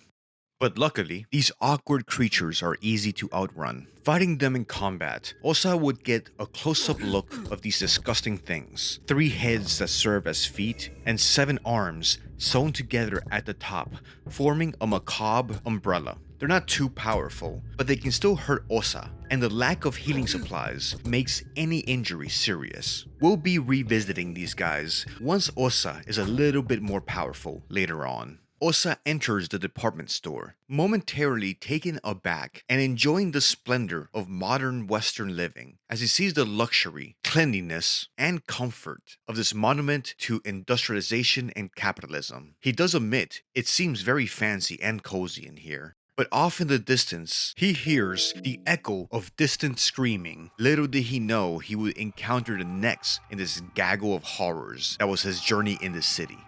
Osaa notices a group of willing or possibly unwilling sacrifices hanging from chains from the very top of the department store, some of them still writhing and hollering. Osaa does not want to spend any more time than he needs to in this place and moves on. A quiet wind howls gently in the ruins of the city. Entering a store, a smell of old spices and incense fills the dusty air. In this store, Osaa meets Dr. Kiefer, the obligatory cranky store owner. We pick up the Betel stone. This will be useful for our eventual audience with the moon much later on. Osaa continues pressing on into the west of Preheville. So far, he hadn't seen very much evidence of heavy fighting within the city itself, but that would change once he enters the west. Here, he would see that the Bremen Empire wages war just like the ancient Romans used to. He sees the brutality that the Bremen forces had smited this part of the city with, crushing buildings, homes, streets, and everyone else underneath it. You don't build an empire, as the Kaiser has, by asking nicely. But that wasn't unique to Europa. It's how war had been waged across the world since times immemorial. Generals and kings lead, soldiers march, and everyone else gets trampled underneath. Osaa turns to look at the goat. He seems undisturbed by the human destruction around him. The goat says bah, which in goat means bah. Keeping the goat's words in mind, Osaa continues pressing on, navigating the debris and landmines around him, and doing the best that he can to avoid catching the attention of the cocoon men around him. It's not long before Osaa hears a disturbance not too far away, some ruckus that seems to be coming from up ahead. He sees an ugly, sweaty, and oily man in a fine suit holding a gun to a young boy in a military outfit. He recognized them both from the train, if for no other reason than he recognized the man's unique stench. Osaa didn't know what was going on, but he'd been on this earth long enough to be able to read the subtle gestures in the way someone carries themselves, to get a glimpse into their nature. He knew the man had violent inclinations, and the child soldier seemed mild-mannered and shy. He quickly arrives at the conclusion that the man is the aggressor here. He overhears the ugly man say, "You are a real mess boy, you know that? I'm doing the world a favor by getting rid of you. Hell, I'm even doing you a favor. It's like giving a mercy shot to a wounded mutt." Any final words? The boy meekly asks to be left alone and says that he doesn't want any trouble. Osaa was a worldly man. He knew that injustice and cruelty are some of the most normal things in this world, but maybe he could help here this one time. Osaa and the goat decide to intervene. Clearly, this pale and sick-looking man was a monster. The man turns to look at Osaa and says, "Get ready to die, you piece of shit." But Caligura had made one mistake. He had brought a pipe to a magic fight. Well, maybe unless it's a magic pipe, which sounds like a corny 80s porno. Caligura plays with his magic pipe. But anyways, what were we talking about? Oh yeah, Osaa and the goat take on Caligura in combat, determined to end his streak of hatred and violence. Not all monsters in this forsaken city are supernatural. Compared to the other threats, the participants of the festival aren't really very much of a threat to you unless they are in their moon-scorched form. By killing Caligura, Osaa absorbs the decrepit soul. He feels like he needs a shower. Osaa tries to check in on the young man and ask if he's okay, but the young man is obviously scared and the child soldier runs away into the darkness. Osaa searches Caligura's body and gets a pipe, a meat pie, a cashmere suit, and an egg. Osaa can't help but wonder, what was Caligura planning to do with an egg? They are very expensive nowadays. Osaa offers the egg to his goat companion and asks, "Can I offer you an egg in these trying times?" And the times were indeed trying. Osaa sallies forth, hoping that the cover of night offers him a chance to move undetected. Before long, he hears a bottle smashing, and he is surprised by the mob. 3 cocoon men, one armed with a meat grinder, one with a mallet, and one with a rifle. Upon casting first rot, for some reason I'm not really sure, but I think it might be a game bug, the meat grinder becomes a mallet cocoon man, making this fight a lot easier. Osaa doesn't understand how the cocoon man could have morphed in front of his eyes, but he decides to not question his good luck. Maybe the goat had some magical way of making the fight easier for him. Osaa knows that this will be a difficult fight. He plays it cautiously, taking turns guarding and timing his attacks. Luckily for him, he's got the leechmonger ring equipped that he picked up at the top of the department store. This allows him to regain health when he attacks. First he guards, minimizing the damage he takes, and then he does a powered up attack that helps him recover his health. Having the meditation skill, guarding generates more rev points, and using the rev points allows him to do higher damage and attack twice. Once the first of the mob goes down, it becomes a simple matter of rinse and repeat, as Osaa continues to whittle away at their health, finally ending the attack.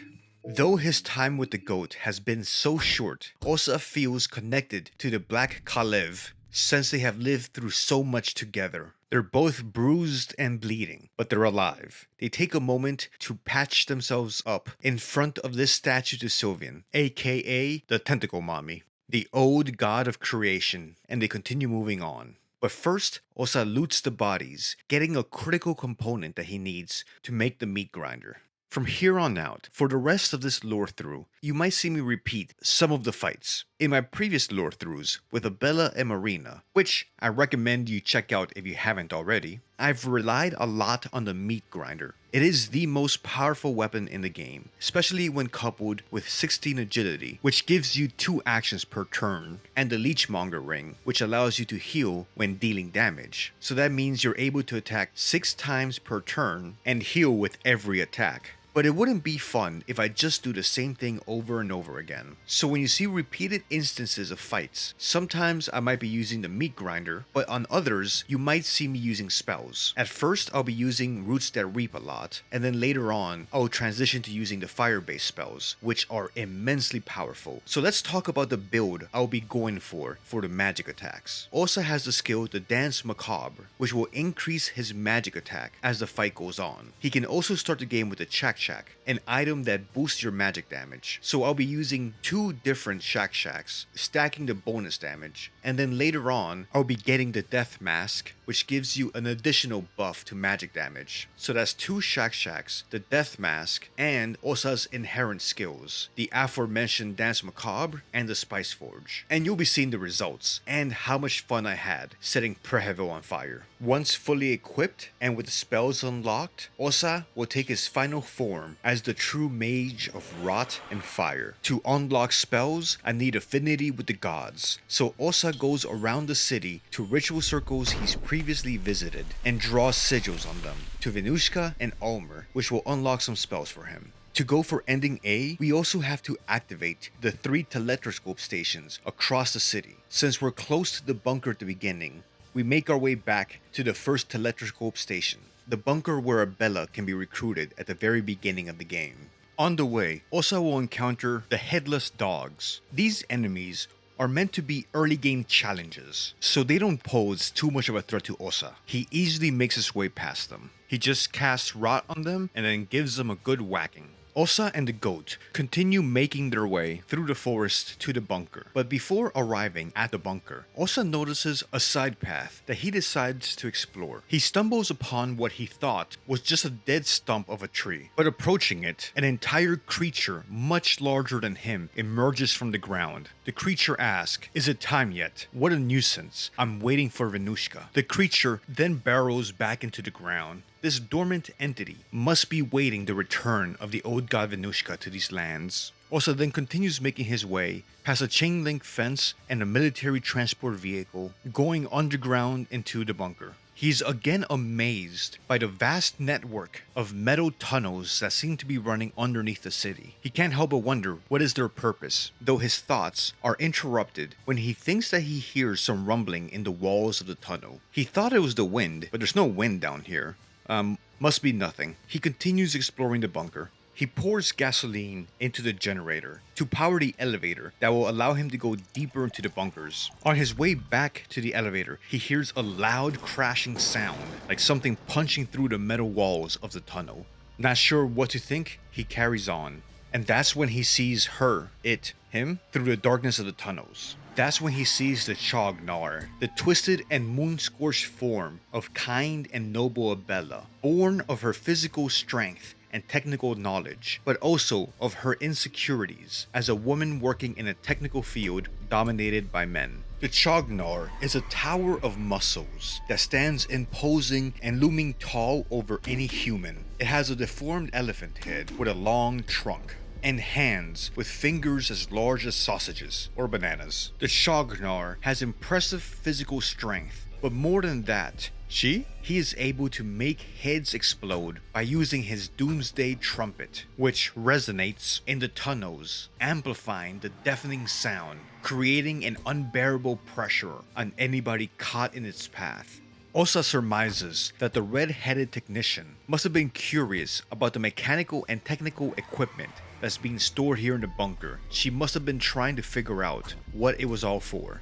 Osaa has no option but to use his combination of might and magic to end her torment. Osaa absorbs the caressing soul. But let's take another look and see how the encounter would have gone if Osaa would have relied exclusively on magic attacks. Opening with the first black smog, he delivers damage to all of the Chagnar's limbs, but it's the double roots that reap that really deliver a lot of damage, enough to end the fight in one turn.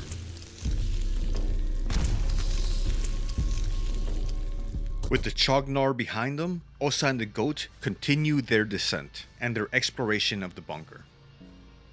Down here, he thinks he sees a ghost of a young woman with red slippers. Compelled to know more and to chase the truth, he follows after the specter.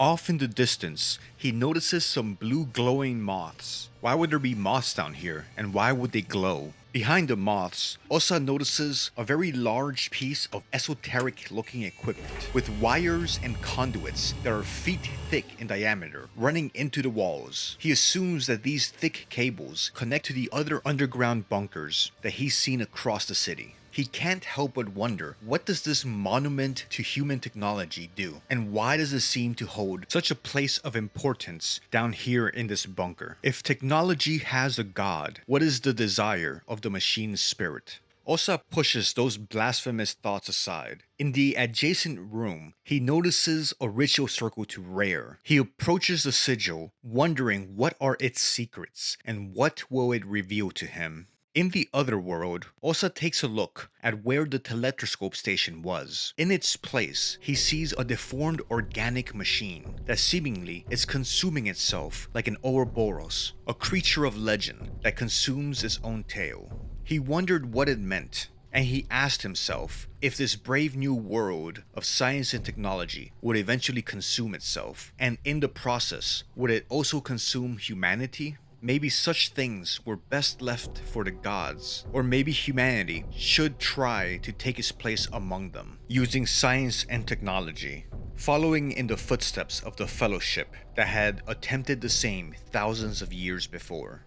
Osaa makes his way through the otherworldly region, dealing with the monsters here that are hiding in burrows, popping out of their subterranean hiding spot once Osaa gets near. The Rontials are nightmarish monsters with pendulums for arms, and they have heavily toothed mouths as a head and on their torso. I figured this is as good a spot as any to say this. We are at least an hour 20 into this video, and if you're still watching and listening, I just want to give you my sincere thank you. I really enjoy making these videos, and I find it so flattering that people will listen to me ramble on for so long. If you'd like to help my channel, it'd be great if you could hit the like button. Also, if you happen to know somebody that might enjoy this video, sharing the video also gives me a boost in the algorithm. And comments, of course, are also helpful. But either way, thank you very much for spending this time with me. I really appreciate you, and I wanted to give you my sincerest thanks. Osaa continues making his way through this workshop-looking otherworldly region where it appears everything's constructed out of wood and the air is hot and humid. Climbing a ladder, he's returned back to the real world. Osaa heads back to the center of Old Town, where he'll descend into a basement and unlock another blood portal. After that, it's time for him to get some rest and, more importantly, unlock some more skills at the Hexen table. Back at the Moon Tower, we see there are still 11 of the 14 participants left, with Abella, Tanaka, and Caligura having fallen.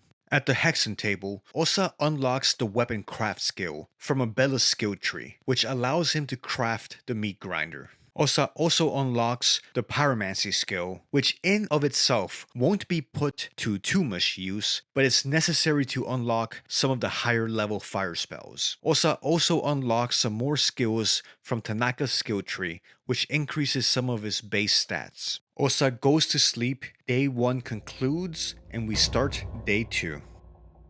Under the sulfur sun, Osaa wakes up and he puts his new skill of weapon craft to good use, making a meat grinder for himself. Once he has everyone's favorite power tool weapon, he heads back to the Church of Alll-mer, where we need to track down Dysmorphia to unlock her skills, which will allow Osaa to increase his affinity with Sylvian and, more importantly, Grogaroth, which unlocks more offensive spells that we're going to put to very good use in the second half of the game. Osaa runs into a Crimson fodder again, but they pose a far less serious threat now that his weapons have been upgraded. On one of the ritual circles, Osaa draws a sigil to the moon god Rher that he uses to warp to the otherworld. He'll use the rusty key to unlock a prison cell and release another one of the new gods, the Heartless One. We won't be fighting her quite yet, Osaa's not ready for that big of a challenge, but we'll be seeing her again later in this lore through.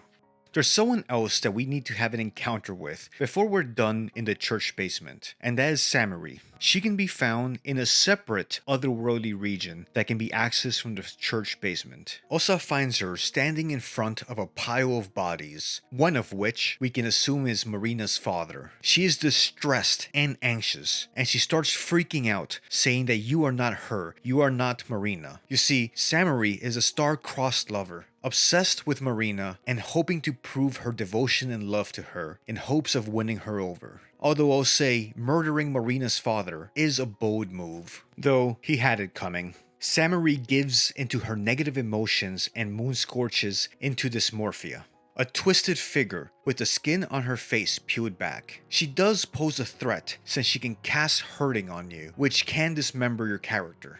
But she doesn't have too much health, and applying damage to her torso can end the fight pretty quickly.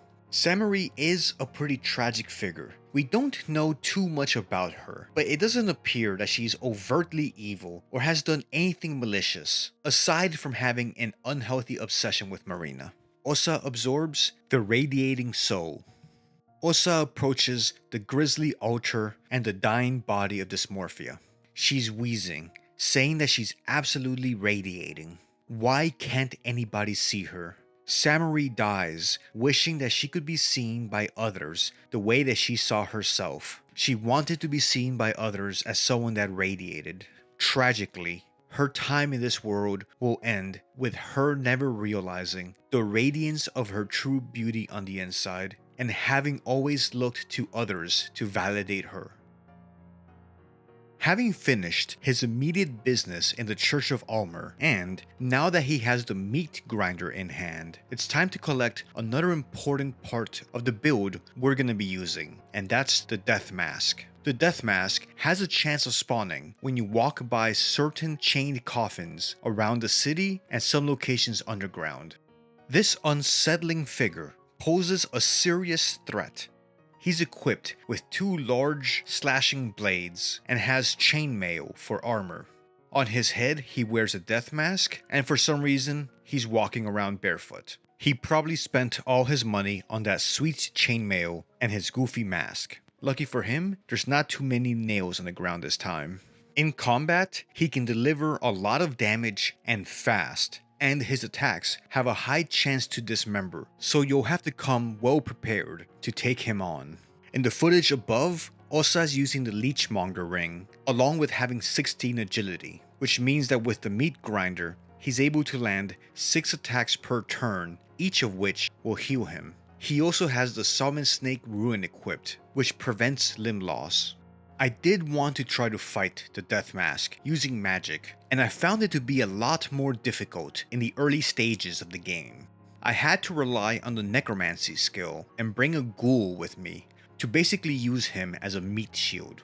The opening move of Rootstead Reap did apply some damage, but nothing consequential. I did have to spend several turns either healing or refilling my mind meter, but I was able to survive enough rounds that gave me time to use Rootstead Reap again and the double hurting spell, which is what was finally able to take him down. Once defeated, I was able to get the Death Mask, which gives us a nice plus 20 to magic attack, and that will be very helpful for the rest of this run. Osaa continues exploring Preheville when he runs into everybody's favorite street boxer on a generous mission to find a wheelchair for Olivia. The curly-haired brawler greets Osaa warmly and suggests that Osaa should head back to the train because it's not safe to be in the city. After a short conversation, the man heads off with the wheelchair. Stay safe, Marcoh. It's a good thing he doesn't know how Osaa got 16 agility. From here, Osaa will have to continue exploring the city. His immediate objective will be to collect the next 2 of the 3 effigies that he will need to unlock the secret passage at the Church of Alll-mer. He heads north towards the orphanage with his dear friend the goat in tow. There are still plenty of threats that pose a challenge to him. The next one that he will encounter are the fecal dogs. They're not too dangerous, but I can say with certainty that they are nasty and off-putting. Along with Caligura, the fecal dogs are one of the things in Termina that most get under my skin. But now equipped with the meat grinder, these smelly little hounds won't put up too much of a challenge to our mystic protagonist. On the way to the orphanage, a sight of great sadness and many crimes against children, Osaa will encounter another horror that the festival has spawned, the Inquisitor, dressed in robes with a twisted triple visage, and each visage with a deranged smile. The Inquisitors roam the streets with a bell in hand, alerting the bobbies to any survivors, so that they may catch the survivors and offer them up as a sacrifice to the festival. The meat grinder's high damage output and multiple attacks are clearly effective against the Inquisitor, but they can also be dealt with magically. Using the Spice Forge on the Rootstead Reap skill will be of great use to Osaa here, since the double Rootstead Reap spell will deliver a ton of damage to all limbs, possibly even taking out a Bobby and a Inquisitor in one attack. An Inquisitor's first reaction to seeing anybody on the streets is to ring the bell to call the Bobbies or the police, to which Osaa replies, "Snitches get stitches, motherfucker," as he happily pulls down this Judge of Alll-mer. When encountered, Inquisitors will say that Alll-mer be the judge and they will be the jury and executioner, which makes me wonder if that's a nod to Judge Dredd. Another interesting aspect to consider, both the Bobby and the Inquisitor represent figures of authority, dressed in their formal attire, a police outfit, and a judge's robe. Both represent establishment figures that have turned against the population they're supposed to serve. Just something I couldn't help notice, that both of these characters kind of represent a system of oppression or possibly injustice. With these authoritative threats out of the way, Osaa can continue making his way to the orphanage. But before we go into the orphanage, let's take a moment to bask in Osaa's growing power by revisiting the soul jobs. Osaa now has the Rootstead Reap spell, which he can combine with the Spice Forge. He also has a Shack equipped, which increases his magic damage. Having this setup completely trivializes walking through the cafe patio near the department store, as Osaa can deliver enough damage to almost all the parts of the soul job to not even let them get in a single attack. Osaa can't help but grin and smile mischievously at his growing power as he grows into the promise of the mage he will become. Osaa continues making his way to the furthest north part of Preheville. He feels an aura of overwhelming sadness as he approaches the playground in front of the orphanage. Instinctively, he can tell that this place has become a location of perverted innocence, where many children had suffered at the callous and cruel hands of their caretakers. With some hesitation, Osaa enters. Stepping into the orphanage, Osaa hears someone say, "Don't act stupid," out of the darkness further down into the hallway. Osaa recognizes that it's the child soldier that he's run into a few times already during his exploration of Preheville. "I ran away from the train the first chance I got," says the child soldier. A reasonable course of action given the circumstance. "Everyone is in on this," exclaims the soldier. "You killed that man on the streets." Does the voice still echo in your head? Does it still insist that's the only way? The child soldier questions. Or does it ease once you obey? Osaa calmly explains that he doesn't hear any voices in his head. Well, other than Nasrah's. The boy replies, "It was just a whisper at first. It gets stronger. Just wait." Osaa can't help but wonder what he's implying with that. With a tone of resignation, the boy continues, "Let's just get this over with." Osaa replies, "What?" in surprise, expressing that he has no intention of using violence against him. The teenager asks, "You are here to kill me, right?" When Osaa doesn't react, the boy says, "My head hurts," and he starts to cry, overwhelmed by Osaa's lack of cruelty towards him. "I don't get this," says the boy in between sobs. "Just kill me," says the boy weeping. Osaa can't fathom the horrors this boy, who's maybe half of his age, has been through. Levi continues sobbing and proclaims, "I'm done. What can I do?" Osaa gives him the option of joining him for a little bit. Levi smiles and says, "If it's not too much trouble." It's clear this young man is a stranger to kindness and wasn't expecting Osaa to treat him so well. Levi joins Osaa's party and then they kissed. No, they didn't. After recording that line, I realized the troubling implications of the oldest participant hooking up with the youngest participant, who's probably underaged. Anyways, Osaa and Levi push into the darkened halls of the orphanage. The halls of the orphanage are quiet and still, heavy with a thick sense of sadness and despair. A spiritual man, Osaa could easily tell horrible things had happened here. Just for fun, I wanted to see if I could break down doors using only Osaa and magic, so I cast First Combustion on the door and then use Double Hurting on it for a total of 3 spells cast in 1 turn.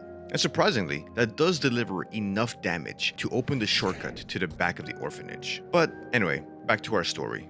Levi, the goat, and Osaa continue on their way, pressing deeper into the orphanage. They explore a classroom, which is eerie in its normality, where a generation of bohemian children would have taken their lessons while looking out the window, wondering how long until recess. Handprints of infant ghosts line the walls as the trio makes their way down the hall. The goat had been hardened over a long life in Preheville, seeing all sorts of weird creatures and people come and go, but even he is taken aback at the sight of the cherubs. The sight and presence of these moon-scorched children made the goat go, "Bah." The goat wondered if he'd ever be the same goat again after seeing the horrors here in the orphanage. Realizing how the children here at the orphanage must have been treated made the goat wonder if there were any limits to the depths of human depravity. The group continues exploring the orphanage as Levi processes the complex emotions of him returning to a place that was both his shelter and his hell. The trio continues exploring this building, trying to find any evidence or hints as to where they would find the next effigy that Osaa needed in order to continue his journey deeper into the city, and to find the truth behind the events of the festival. They are startled when they encounter the ethereal form of a child. They are further disturbed when they realize it's the ghost of a child. Though all three have witnessed grave horrors in their time on Earth, Osaa traveling the world, exploring its secrets, the goat living with the Woodsman on the outskirts of Preheville and his wife, and Levi being fresh out of the trenches of the Great War, none of them could fully deal with the image of this specter of a child. Rather than fight, they run away, hoping to put that horror behind them. As they run down the hallway, Osaa can't help but notice the presence of more ghostly handprints on the wall. The group descends into the basement, where they find more evidence of the debauchery and the evil practices of the alleged holy men that ran the orphanage. They're forced to deal with more cherubs, avoiding their attacks and sharp claws, being forced to commit violence against them in the same rooms where others did so willingly back when they were normal children. These rooms had ceramic walls and flooring, which made it easy to wash off blood and other bodily fluids. Chains lined the wall where the innocent were held. In one of these rooms, the trio finds a decrepit priest, giving them an opportunity to exact some vengeful justice against him.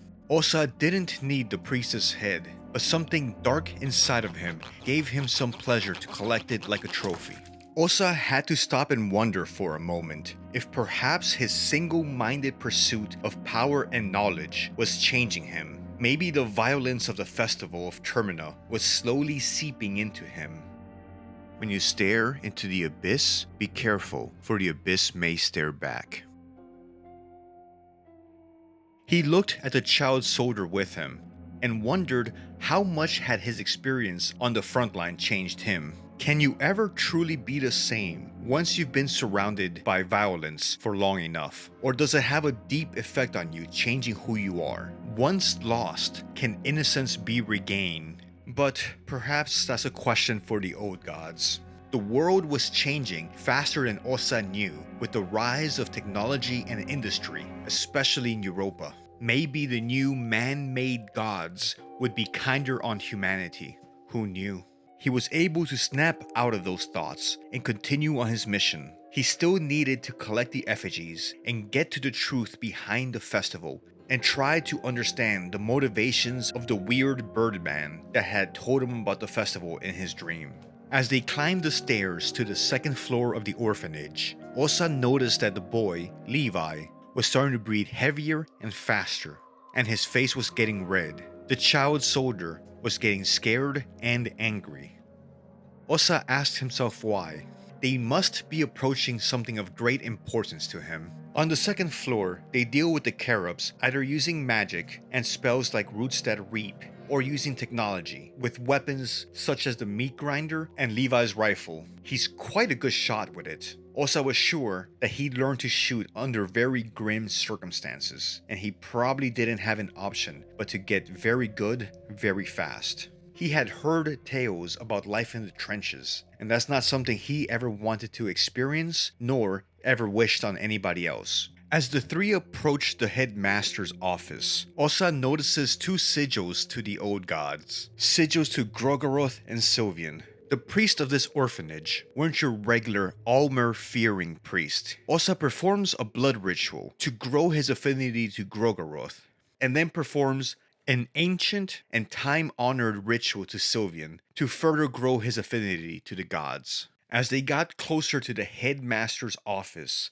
Levi grew increasingly agitated and fidgeted with the trigger on his rifle. They opened the door and entered the head office. As soon as Levi enters, his eyes lock onto Father Hugo, who extends his arms as if to embrace the trio. Osaa assumes that Levi recognizes him, probably from the time that he was an orphan, living here under the care of the so-called holy men. After seeing what was in the basement, Osaa knew that this world would be better off without Father Hugo in it. Osaa uses his meat grinder, and Levi is quick to unload his rifle into the decrepit priest. And before long, there is one less monster in the world.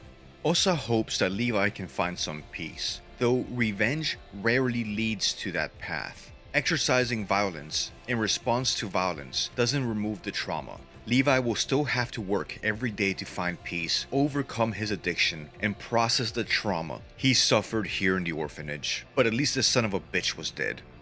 With Father Hugo dead and sent to the realm of the Sulphur God, the trio continues their exploration of the orphanage, and they make their way to the courtyard, where they find a sealed door which they're able to open utilizing a purifying talisman. Inside, they find a sigil to Rher, which transports them to an otherworldly version of the orphanage. This version of the otherworld seems to be drawn from Levi's nightmares, and likely where a lot of the orphans ended up, the frontline trenches of the Great War. The trio navigated a series of trenches built to protect the soldiers from creeping artillery barrages and machine gun fire. The trenches were lined with sandbags and serpentine wire, and the entire area was littered with what appear to be clay figurines or mannequins in the shape of dying soldiers. The men and boys that were sent here were used as chattel infantry, ordered to their deaths in futile human wave attacks. In his time in the service, Levi had to lead some of these attacks, being forced to knowingly send his comrades and friends on suicide missions that accomplished absolutely nothing.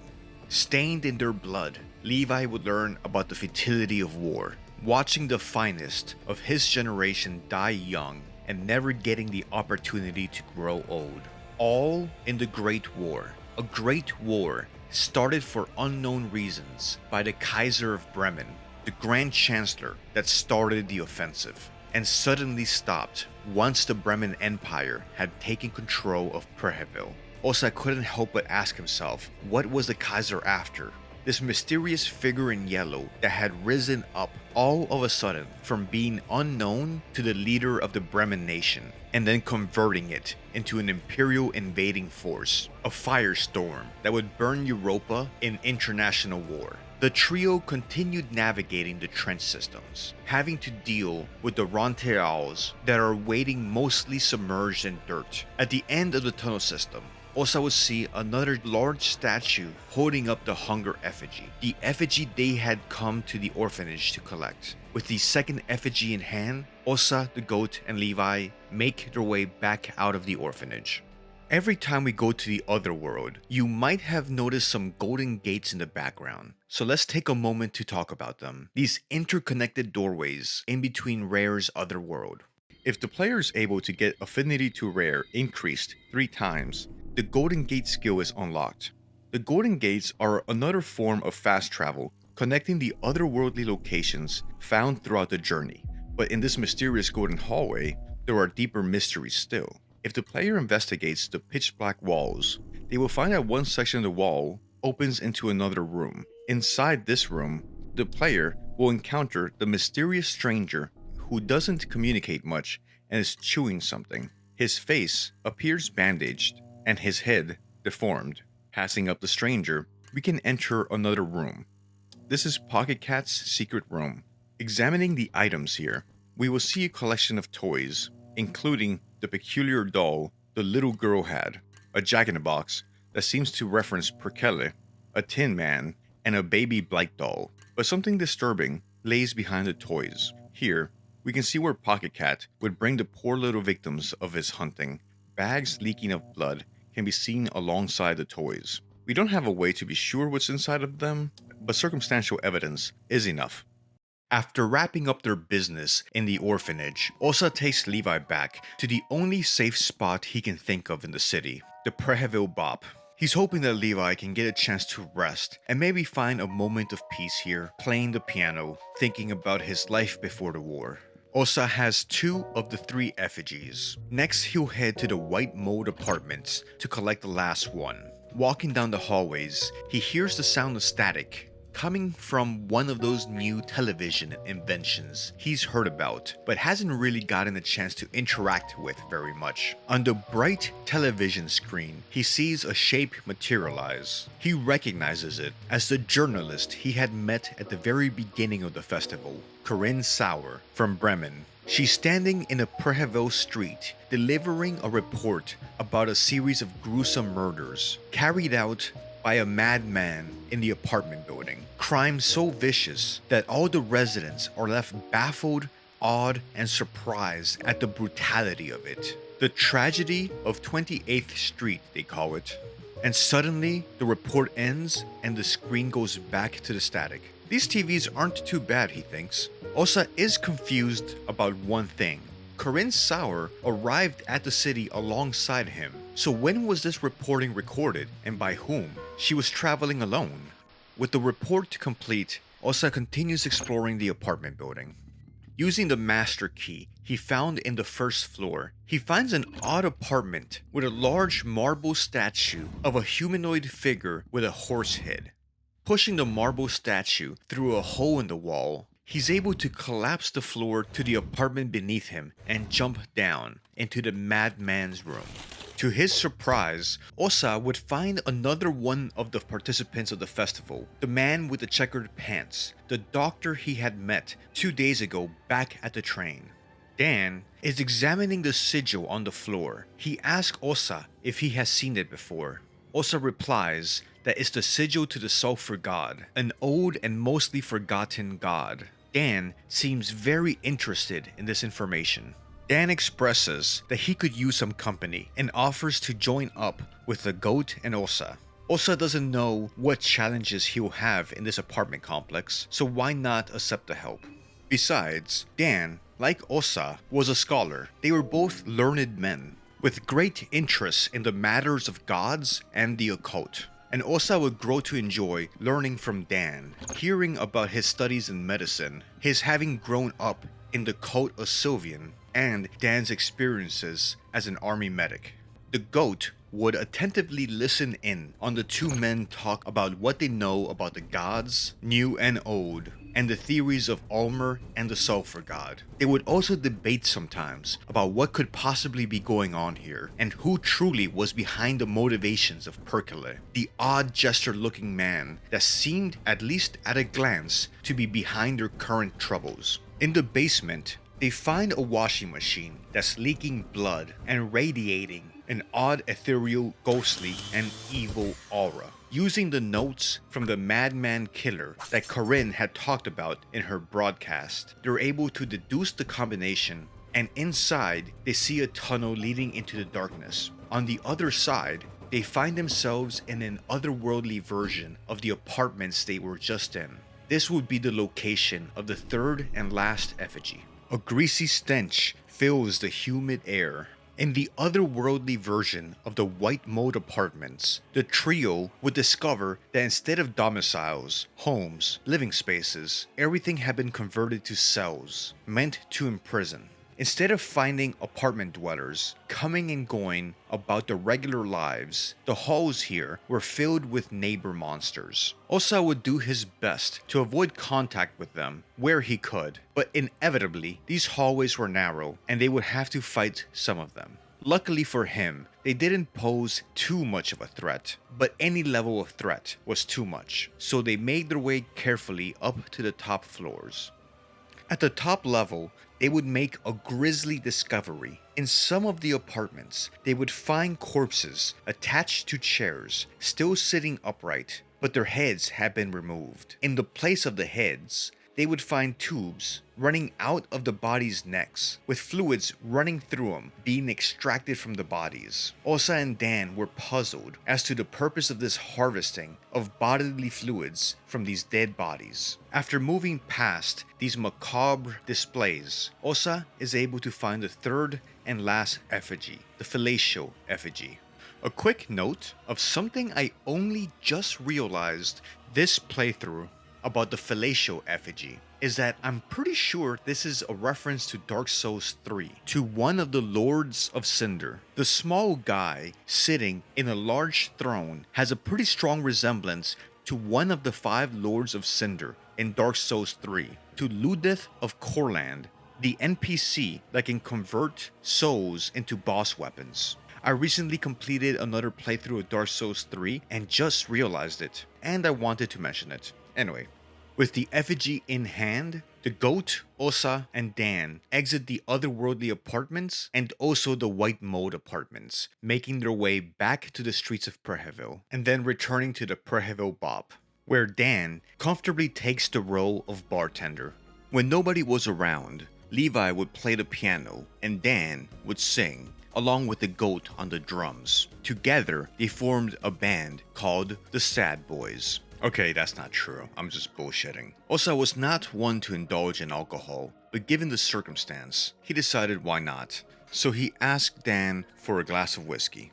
Emboldened by Western decadence, Osaa heads back into the chaos of the festival. Next, he'd be heading to the woods, looking for the bunker to activate the second tele-scope station.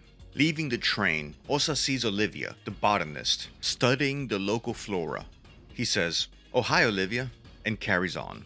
Osaa returns to the ritual circle where he had drawn the sigil of Venushka, which provides him a convenient shortcut to the deep forest. He climbs up the tree and enters the woods. The woods are quiet and cold. Osaa would have expected at least hearing the chirping of birds, but it feels like the woods are just devoid of life. The fog adds a layer of anticipation, making him wonder what's hiding inside of it. It's not long into his exploration of the woods that he's ambushed by an owl cultist. These are strange men of the forest that play their flutes to summon spirits, and dressed in outfits seemingly made from what they could scavenge from the forest. They wore creepy masks and stupid-looking shoes. The owl cultist plays his flute, but he's not really a match for Osaa equipped with his modern weaponry. Following a path that was mostly obscured by a series of trees, Osaa arrives at a more open area where he hears the galloping of a horse. As the galloping gets louder, Osaa sees an equestrian horror rushing towards him, the centaur, an unholy marriage between a man and a horse that has become overgrown with a fungal growth.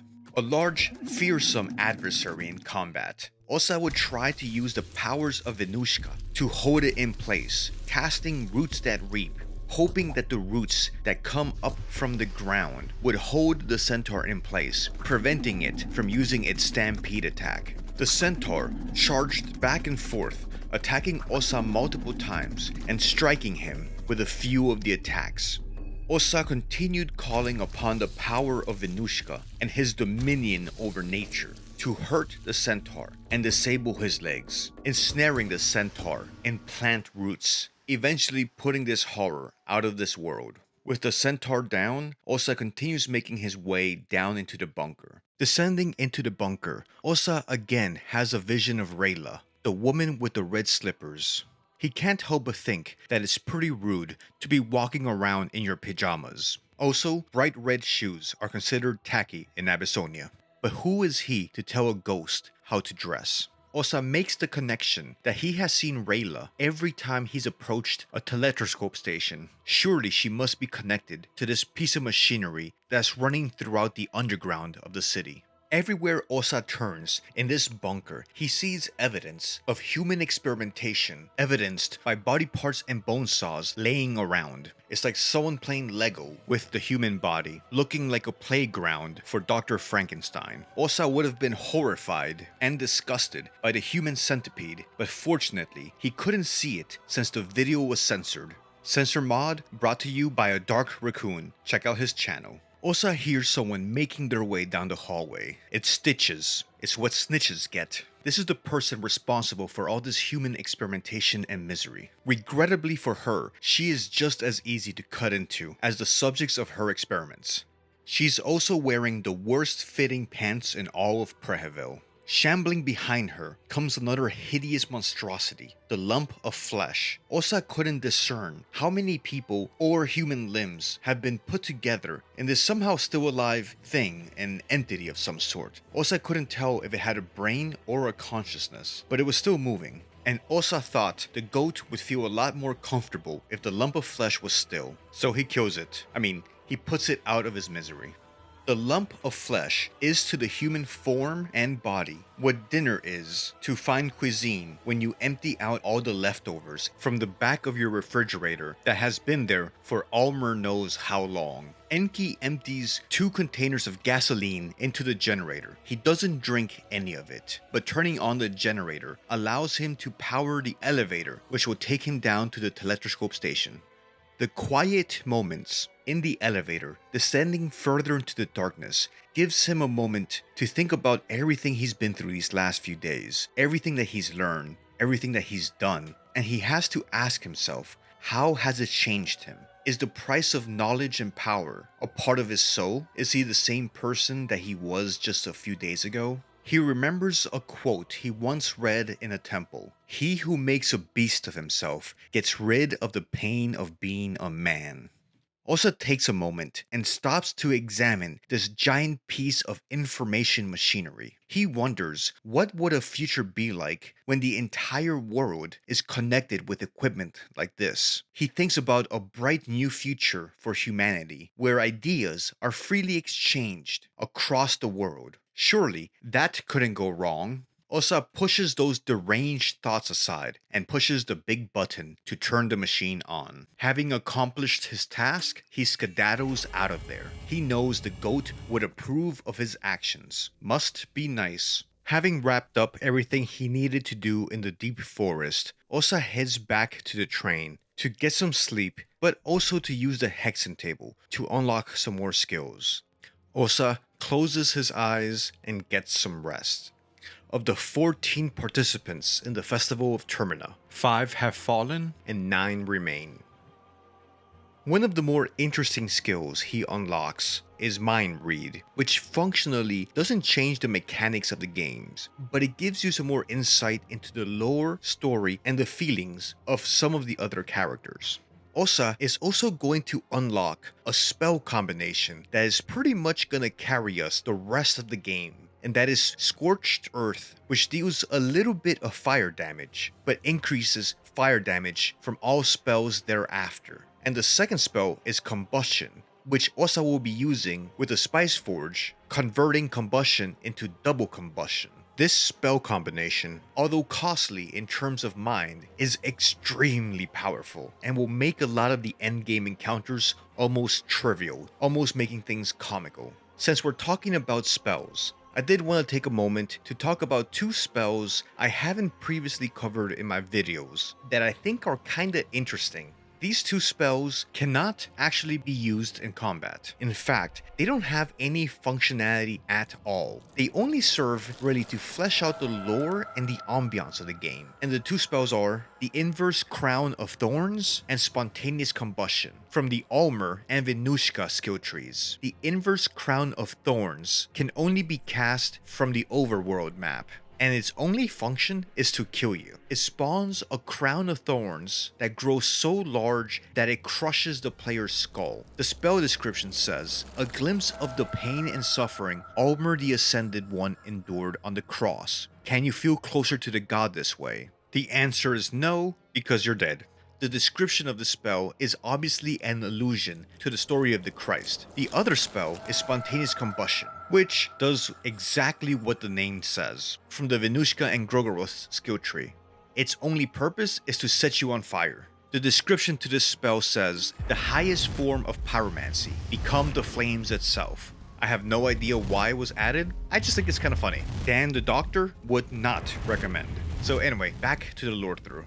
Empowered with new spells, Osaa starts making his way to activate the 3rd tele-scope station. Before continuing to the Foundations of Decay, Osaa tests out his mind read skill by speaking to Levi. He's quietly strumming away at a piano and says that his mother used to play and taught him a little bit, but he never properly learned how to play. Levi doesn't elaborate, just says that he grew up at the orphanage, so never continued learning. Osaa asks what brought him to Preheville. Levi replies, this is my hometown. I came back from the front. I didn't really have anywhere else to go.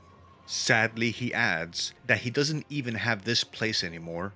Tragically, Levi thinks to himself, why do these people talk to me? I don't have anything to offer to them. Which isn't true. Everybody has something to offer. On that note, we are at least 2 hours into this video. Thank you very much for spending this time with me and listening to me ramble on for so long.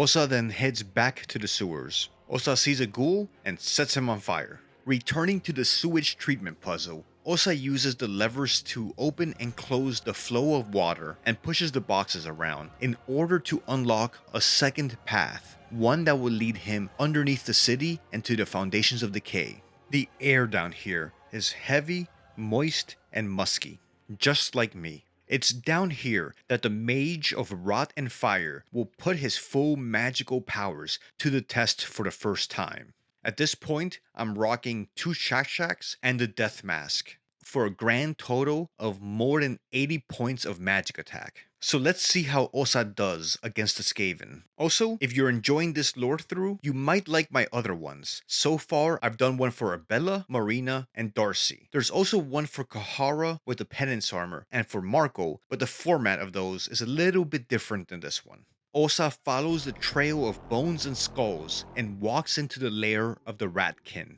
A swarm of them appear behind him, ambushing him. But our mage is ready and willing. Starting the fight, Osaa uses the Spice Forge to cast First Black Smog, dealing a little bit of damage to all the Ratkin. Then he casts double Roots that Reap, and this annihilates them, only leaving one. From there, Osaa attacks just one more time, and he successfully survives the ambush with minimal damage. The other main encounter down here in the Foundations of Decay is with everyone's favorite cave dog, Moonless. She somehow made it over to Bohemia from Rondon in the centuries in between games, and she's grown to a size much larger than when we last saw her. When the encounter starts, the player will have a few turns to either use items and cast buffs or use magical attacks to weaken Moonless. Though she is out of range of physical attacks, she'll slowly creep up on the player, growing larger and larger as she comes out of the cave's darkness. Given that she's a furry creature, it may not come as much of a surprise that she's weak to fire. After a few turns, Moonless is fully revealed. We see the miasma, the cursed sword from the first game, and the black steel embedded in her hide.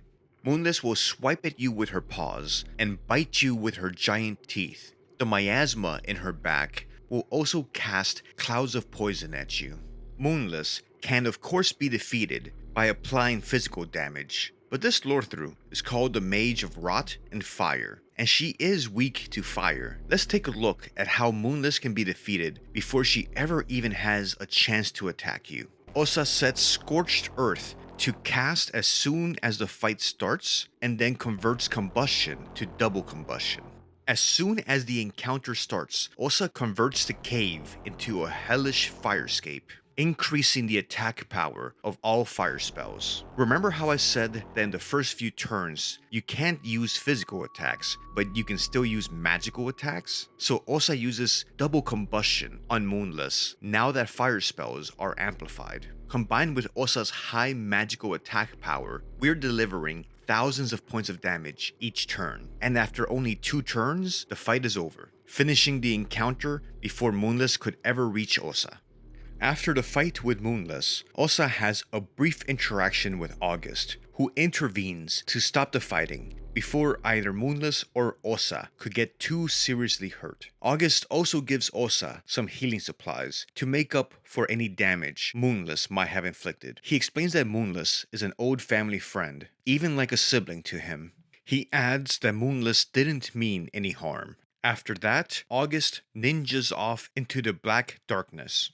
Now alone, Osaa follows the trail of the blue moths and continues making his way deeper underground, once again into a bunker.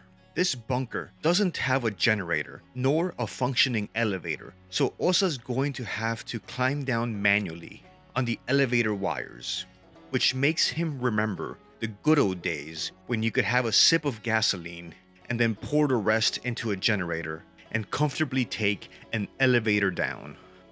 At the bottom of the bunker, Osaa finds Tanaka's doppelganger, which gives him an opportunity to kill the gentle foreign businessman a second time. Osaa approaches the tele-scope station. He's gotten pretty good at pushing the big red button after turning on the previous 2 stations. With practiced experience, he walks up and pushes the button. Without understanding why, Osaa can feel the cogs of the machine spirit have started to turn on a larger scale. Osaa makes his way back to the surface. He's ready to breathe in some fresh air.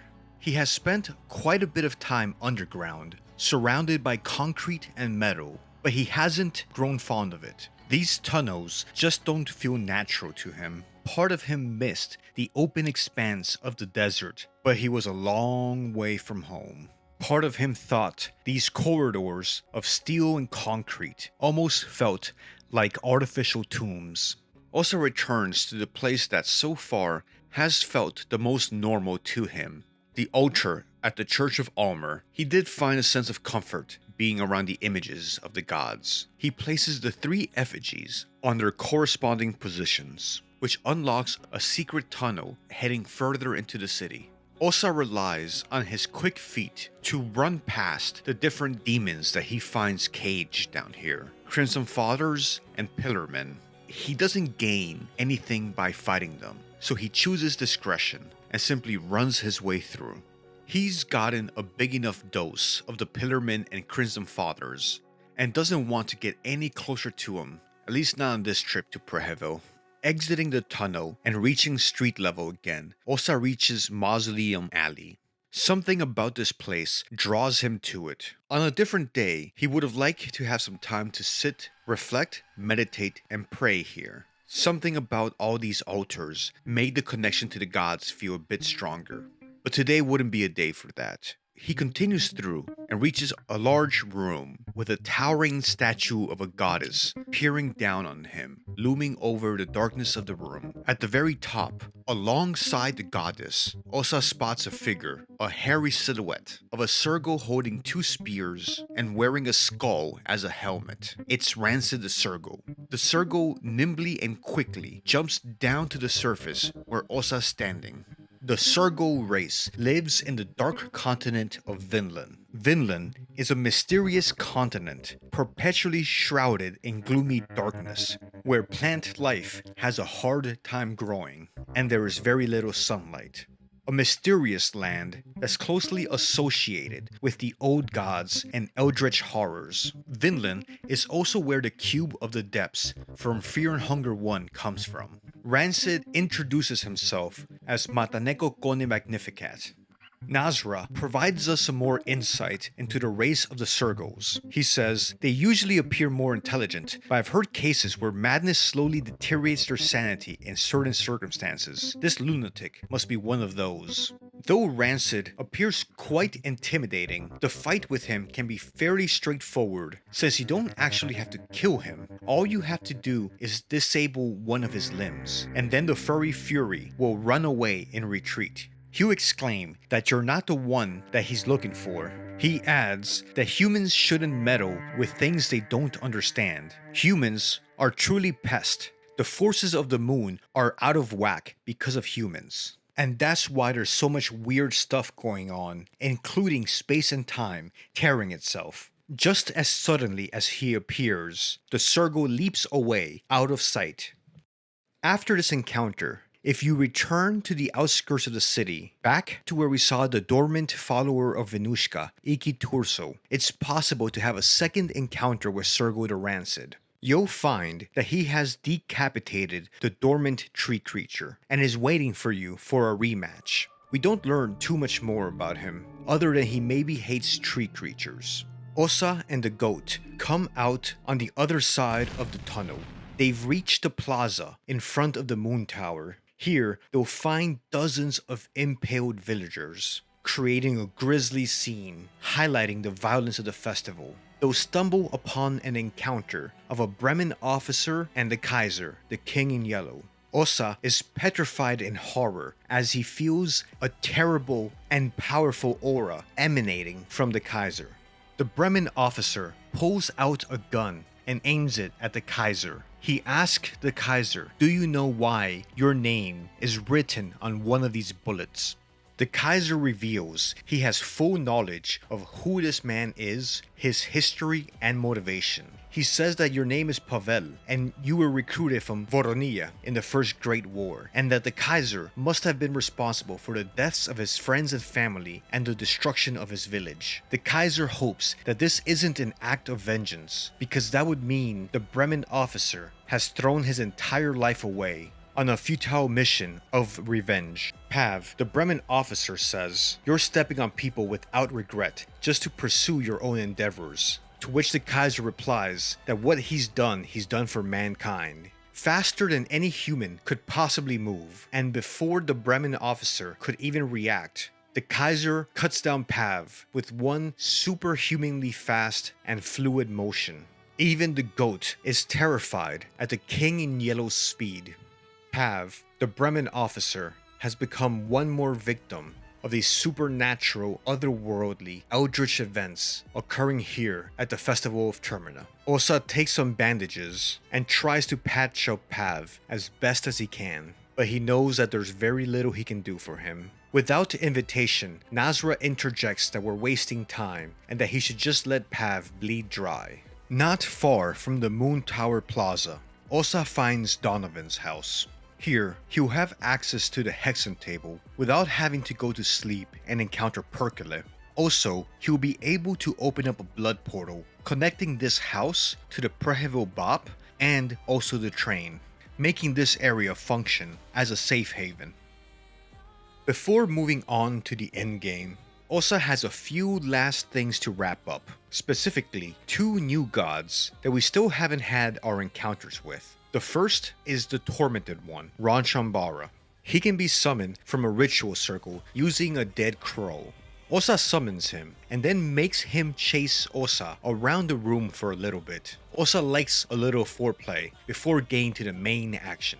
Just a little bit to build a little anticipation. Unlike in the first game, the fight with the Tormented One is fairly easy in the second game, especially if you take him on in the late game. He only has one phase, and it was the second phase in the original game that presented the most challenge. Osaa has little trouble using his magical abilities to dismiss the Tormented One, whom he had just summoned, just to beat him up a little bit. But then again, it does seem like the Tormented One likes it a little bit rough, so maybe he was into it. And who am I to kink shame? Perhaps after their encounter, Chagnar will write some nice poetry about Osaa, everyone's favorite yellow mage.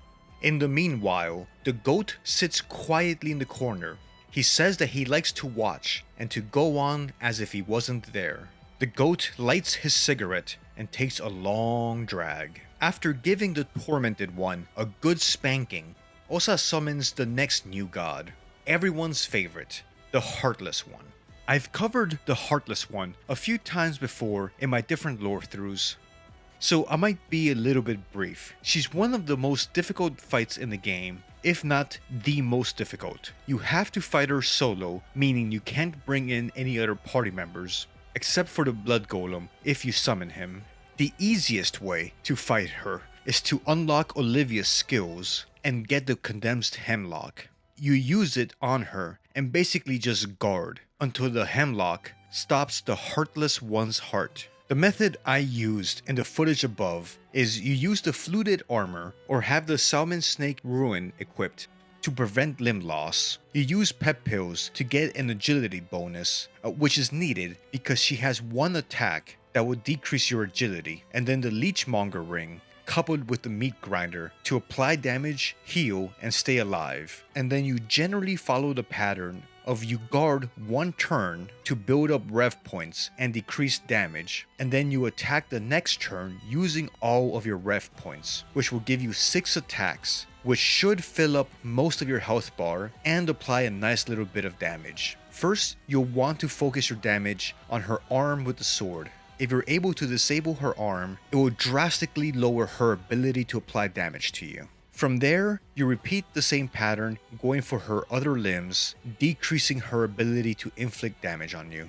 Her main attack is a 4-move barrage, where she attacks you with the Red Virtue, her sword, casts a Pillar of Light, does a Blood Rose assault, which then triggers the Blood Rose vines. In her later phases, she will spread her wings and do a 5th feather attack on you. All in all, it's a challenge to even survive her opening move and live long enough to make it to the second turn of the fight. Your reward for taking down this new god is twofold. One is her main weapon, the Red Virtue, a high damage sword that can attack twice, and her armor, which has pretty good defense and also increases your agility. Though, if you're able to take down the Heartless One, you probably have enough gear that these 2 drops won't really help you too much. But it does give you bragging rights that you took her down. I'll be dropping a link to my full video on smashing the Heartless One if you'd like to check it out. And also, if you're curious about other builds or strategies to fighting her, be sure to check out the comments. I know there are other ways, such as using the Hardened Heart along with the Blue Noctid Necklace, which makes it so basically you can't die. So just to summarize, you can use the Meat Grinder with the Leechmonger Ring, you can use the Condensed Hemlock, and the Hardened Heart. So that's 3 viable strategies to fighting the Heartless One. But like I said, there's plenty more.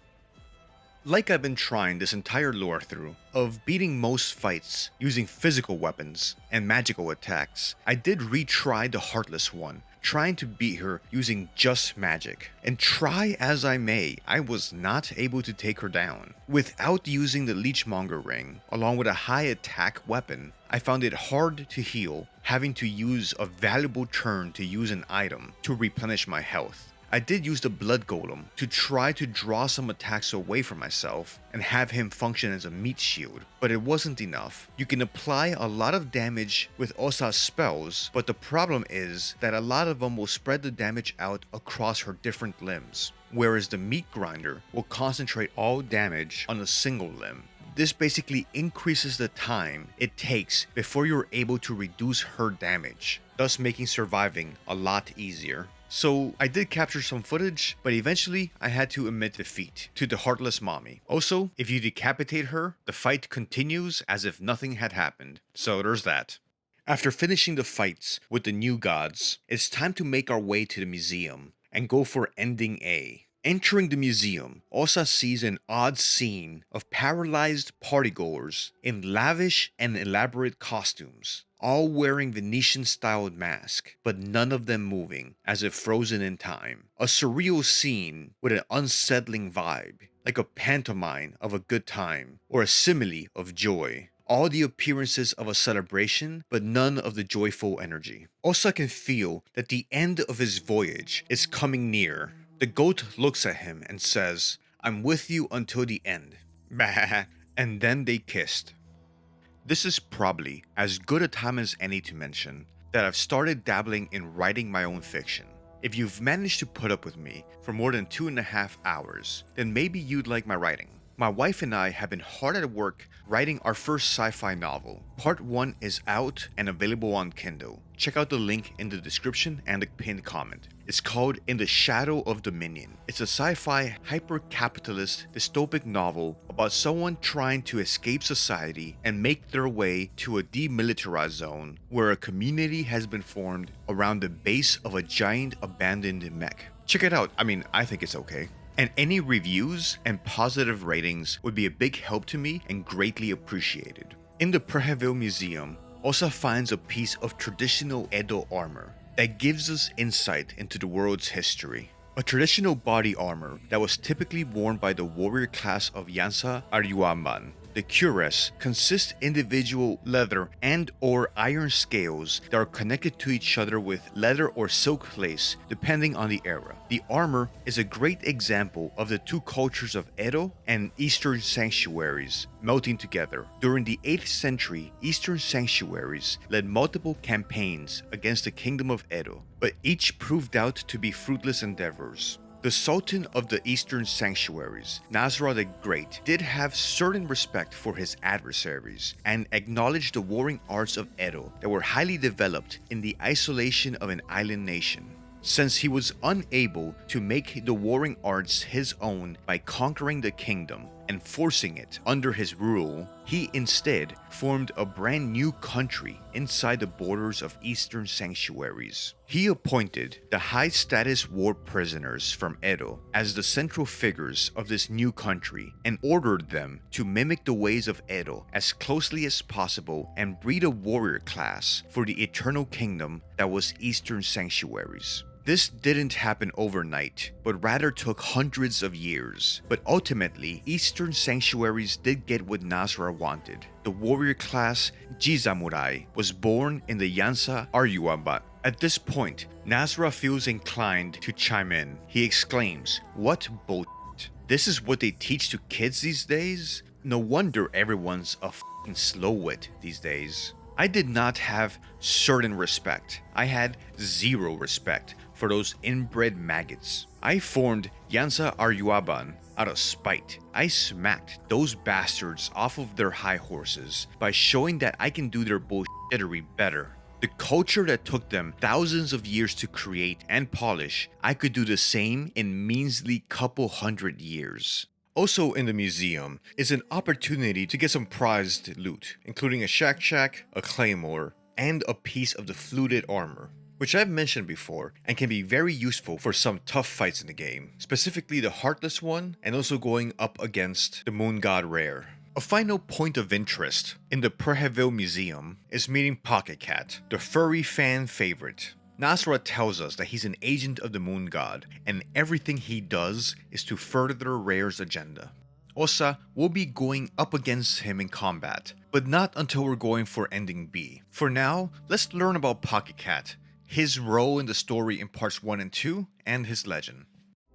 Villains can be fascinating, becoming an examination of morality and the rules we live by, and choosing to disregard them. Villains will often mesmerize us by their willingness and ability to live outside the rules, to live by their own agenda, representing some repressed desire to break bad and live by your own rules. Villains can also be intriguing by presenting us a mystery, only feeding us little bits of information that only bring up more questions. It's easy to say that Pocket Cat from Fear and Hunger has become one of its most recognizable and enticing characters, be it his feline appearance, his characteristic purple outfit, his pocket activities, or, of course, the mystery of who this feline felon really is. Who is this odd creature that seems to operate outside of time and space, who shows up in the dungeon of Fear and Hunger, and then again hundreds of years later in Preheville during the festival of Termina? What is the motivation behind his heinous and evil actions towards children? Regardless of all this, the Pussy Man has captivated the player base. Today, we'll delve into the mystery of who or what is Pocket Cat. Where do we find him? What does he tell us? What's his motivation? And his particular brand of lunar evil. Maybe Pocket Cat is more of a state of mind. Let's start off with one of the earliest instances of when you will hear of Pocket Cat. We get the earliest description of the Pocket Pussy Man from a book found in the dungeon during Fear and Hunger 1, The Tales of Pocket Cat. This book tells us the story of a boy called Willem living in the countryside. At the edge of the Merwood forest during a rainy day, the boy gets warned by his mother to not go outside during the rain, since the rain will bring out all types of dangers from the forest. Willem, being the wild child that he is, ignores his mother's warnings and sneaks out into the forest. It's in the forest that Willem hears a noise approaching a grotto. Peeking through the leaves, he sees a finely dressed cat standing twice as tall as his father. Pocket Cat's hand is moving swiftly inside of his pocket, while its two big yellow eyes are appearing inside of a burlap sack with great excitement. Haunted by what he has seen and the thought that the Meow Meow Man had noticed him, the boy runs all the way home to his mother, who instantly knew what he had done and what he had seen. His mother grabs a parcel with decorated wrappings that had appeared on the front door and gives it to Willem. The boy unwraps the parcel and finds some catnip inside. Reading this book gives us some of the basic characteristics of our villainous man-cat. He's tall, wears elegant purple clothes, has yellow eyes, and will frequently appear with burlap sacks that he is very interested in, and he has a habit of leaving parcels of catnip around. The second volume of Tales of Pocket Cat tells us about a time when the town of Merwood was hosting some festivities to celebrate the harvest season. Willem and his parents were to attend a large party for all the big families in town, and some nobles would be attending as well. Willem was to dress in his Sunday best to make a good impression. The mayor and his child bride would be attending, along with the Parkinsons who lived next door, and always seemed to have an expression of disgust on their face. There was also some other people at the festival that Willem had not seen before. Among them, one odd gentleman. The peculiar gentleman notices Willem and winks at him from afar. The festivities continue, and at some point Willem notices that the weird gentleman is missing. After a short search, Willem finds him by himself howling at the moon, and Willem suddenly notices this man is as tall as a house. The non-conventional man takes notice of Willem and says, "Fancy meeting you here, young mister." At this point, the reader of the book gets told that the illustration on the book starts to look very realistic, and the reader is prompted to respond to Pocket Cat like an interactive choose-your-own-adventure. Pocket Cat will ask, "How would you handle seeing something you shouldn't have?" The pedantic pedo asks, "If I were to get the moon itself to you, would you give up on your quest and lay with me here for tonight?" The story ends. If you try to read the book again, you will get a message saying that the pages are tainted and stuck together. If we ask the new gods about the man-cat, they'll tell us, a servant of the trickster god, the moon. His motivations lie in the path laid out by the older god. Unfortunately, even we don't understand his mysterious ways. The first time the moon's molester will be encountered is in the caverns in the upper areas of the Dungeon of Fear and Hunger, where the cave mother is also found. He'll be found standing in front of a few crates. When spoken to, he comes off as cheerful and jovial. Asking the player character how is he doing on this wonderful day, he speculates that humans can be one of two ways, the children of light or of the darkness. And he asks you what type you are. Lastly, before getting to business, he asks you if you love him, like is typical before any business transaction. After knowing if you truly love him or not, he is ready to get down to business. If you have a child to trade with him, he will let you select one item from his emporium. He offers you a claymore, a powerful melee weapon, an ancient book, otherwise known as the Necronomicon, which might grant the reader a spell of blood magic if it doesn't drive you insane, a book of enlightenment which allows a free save, or a book of forgotten memories, which will teach the player a skill from his skill tree. If you do trade a child, the little girl or a demon kid, to Pocket Cat, we'll see him do his signature hand moving in his pocket thing, which we don't need to speculate too much on. Pocket Cat will be found a second time in the Cave Dweller village, after the player gets the Cube of the Depths. He again greets you politely and eagerly. He is as courteous as he is dapper. He tells you that he has been meditating on the meaning of happiness and asks if you are happy. He tells you that he finds happiness to be unattainable. He then proceeds to ponder the differences between joy and happiness, where happiness is a state that stays with you and joy being more fleeting and transient. He mentions that these meditations, or cat thoughts, make it easier to manage the feelings and the voices inside his feline head. Pussyman may be encountered one last time in Fear and Hunger 1, after defeating the Nameless One, the construct that is guarding the entrance to the Golden Temple. After exiting the temple, Pocket Cat will appear one last time in a desperate bid to take the girl from the player. Now that you are so close to the end of your journey, if you deny him, he says that you're denying him this little pleasure, his only pleasure. He starts to purr loudly, and his arms stretch out and he grows a little taller. If you do agree to the trade, he will reward you with some catnip. If you turn him down a second time, he wonders out loud, "Master, what am I to do?" And he tries to guilt you, saying that he thought that you loved him, and announces that it's probably best if he leaves. There is one last appearance that Pocket Cat makes in the first Fear and Hunger. During the flashback sequences, we see this loquacious lunatic doing his dirty work in Rondon, dragging a child away into the darkness. Hundreds of years later, we will see Pocket Cat again in Preheville during the Festival of Termina.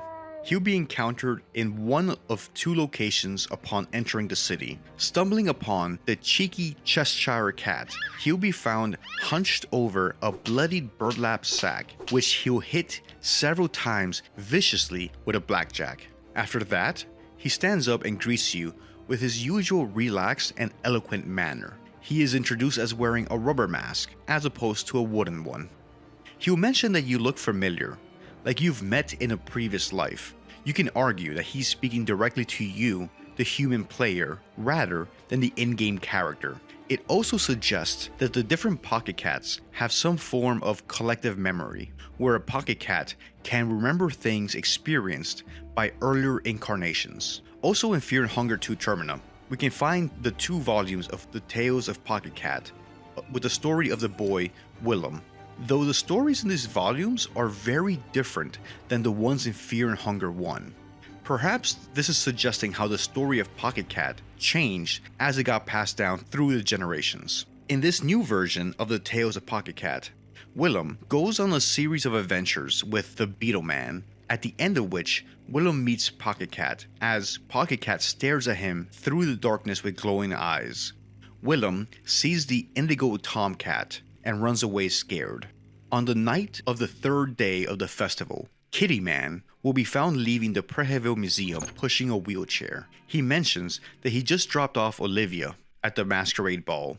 He also mentions that the party is hitting its peak, as if everyone is trying to enjoy the last night of the festival. Here, you can let him go on his way, since he mentions he has more people to pick up, or you can fight him. Pocket Cat can also be found in the Preheville Museum, apparently enjoying the festivities with the other entranced partygoers.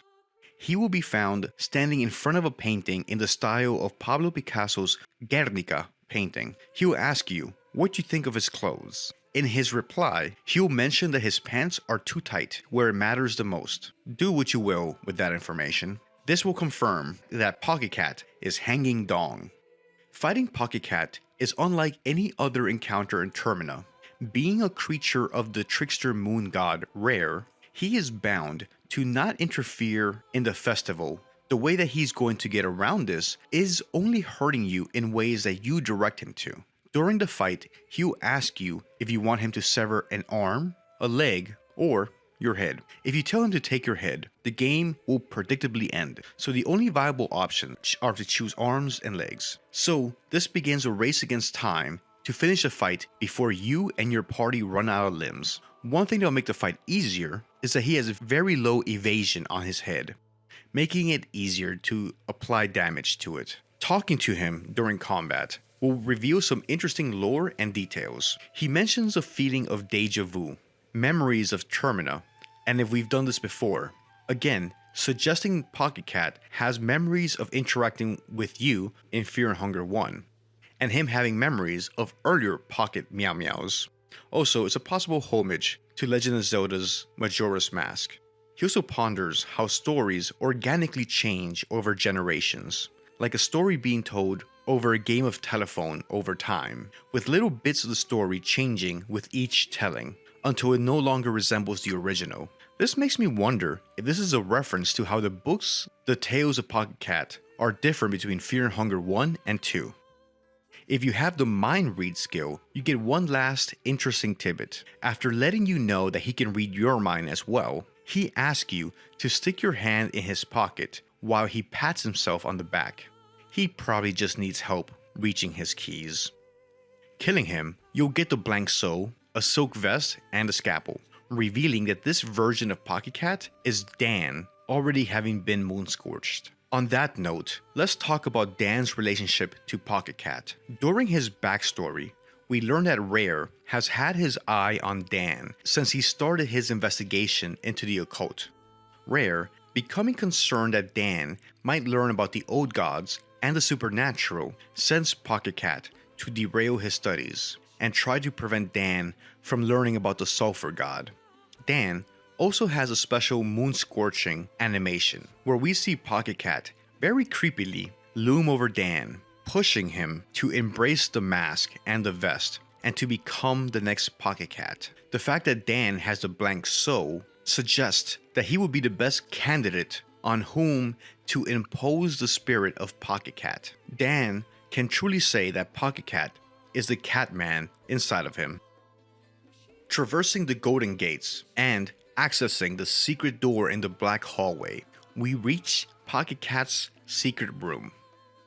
In this room, we will see a collection of toys and burlap sacks. It's safe to assume these are children that Pocket Cat has hunted down along with their toys. We see a doll, a jack-in-a-box, a baby blight doll, the peculiar doll, along with what could be Dorothy, the Lion, the Tin Man, and the Wicked Witch of the West. The presence of the peculiar doll suggests that the body of the little girl might be in this room. Since the events of both games are separated by hundreds of years, this tells us might exist on a point outside of time, possibly a reference to a similar place in Chrono Trigger. On the third day of the festival, once Dan has moonscorched and turned to Pocket Cat, this room will change form. We will see a scene that might be the death of Dan's deceased fiancée, Elise. So what is Pocket Cat's goal and purpose? Rher is a jealous god and doesn't believe that humanity deserves the same right and status as gods. So Rher has created agents to stop humanity from ascending to godhood. Pocket Cat, along with the Lady of the Moon, are sent to Earth to hunt for any children that might have divine origin and possibly ascend to godhood. In order to stop this from happening, this is the reason why both the lady and the purple kitten will be interested in trading with you in exchange for the little girl, in order to prevent her from becoming a new god and transforming into the god of fear and hunger. So, we can safely say that Pocket Cat is one of the most popular child assassins, among other things, in horror gaming. But let's remember, he's a villain. He hunts children. But he does have a sense of style, and he is polite.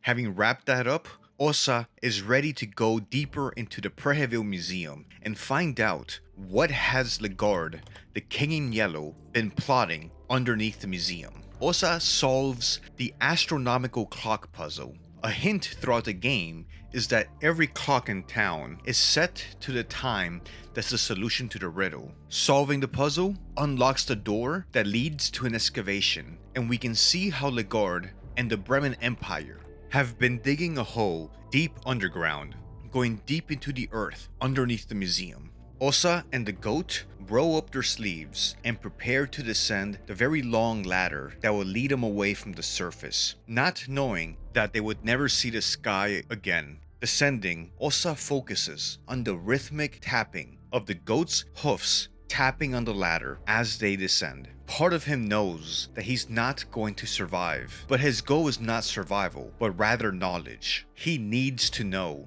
what is the King in Yellow hiding behind these blast doors, and get a glimpse behind the veil on the true nature of the gods, man, technology, and the machine god. For one last time, he pushes the big button on the console, and the massive metallic blast doors noisily open.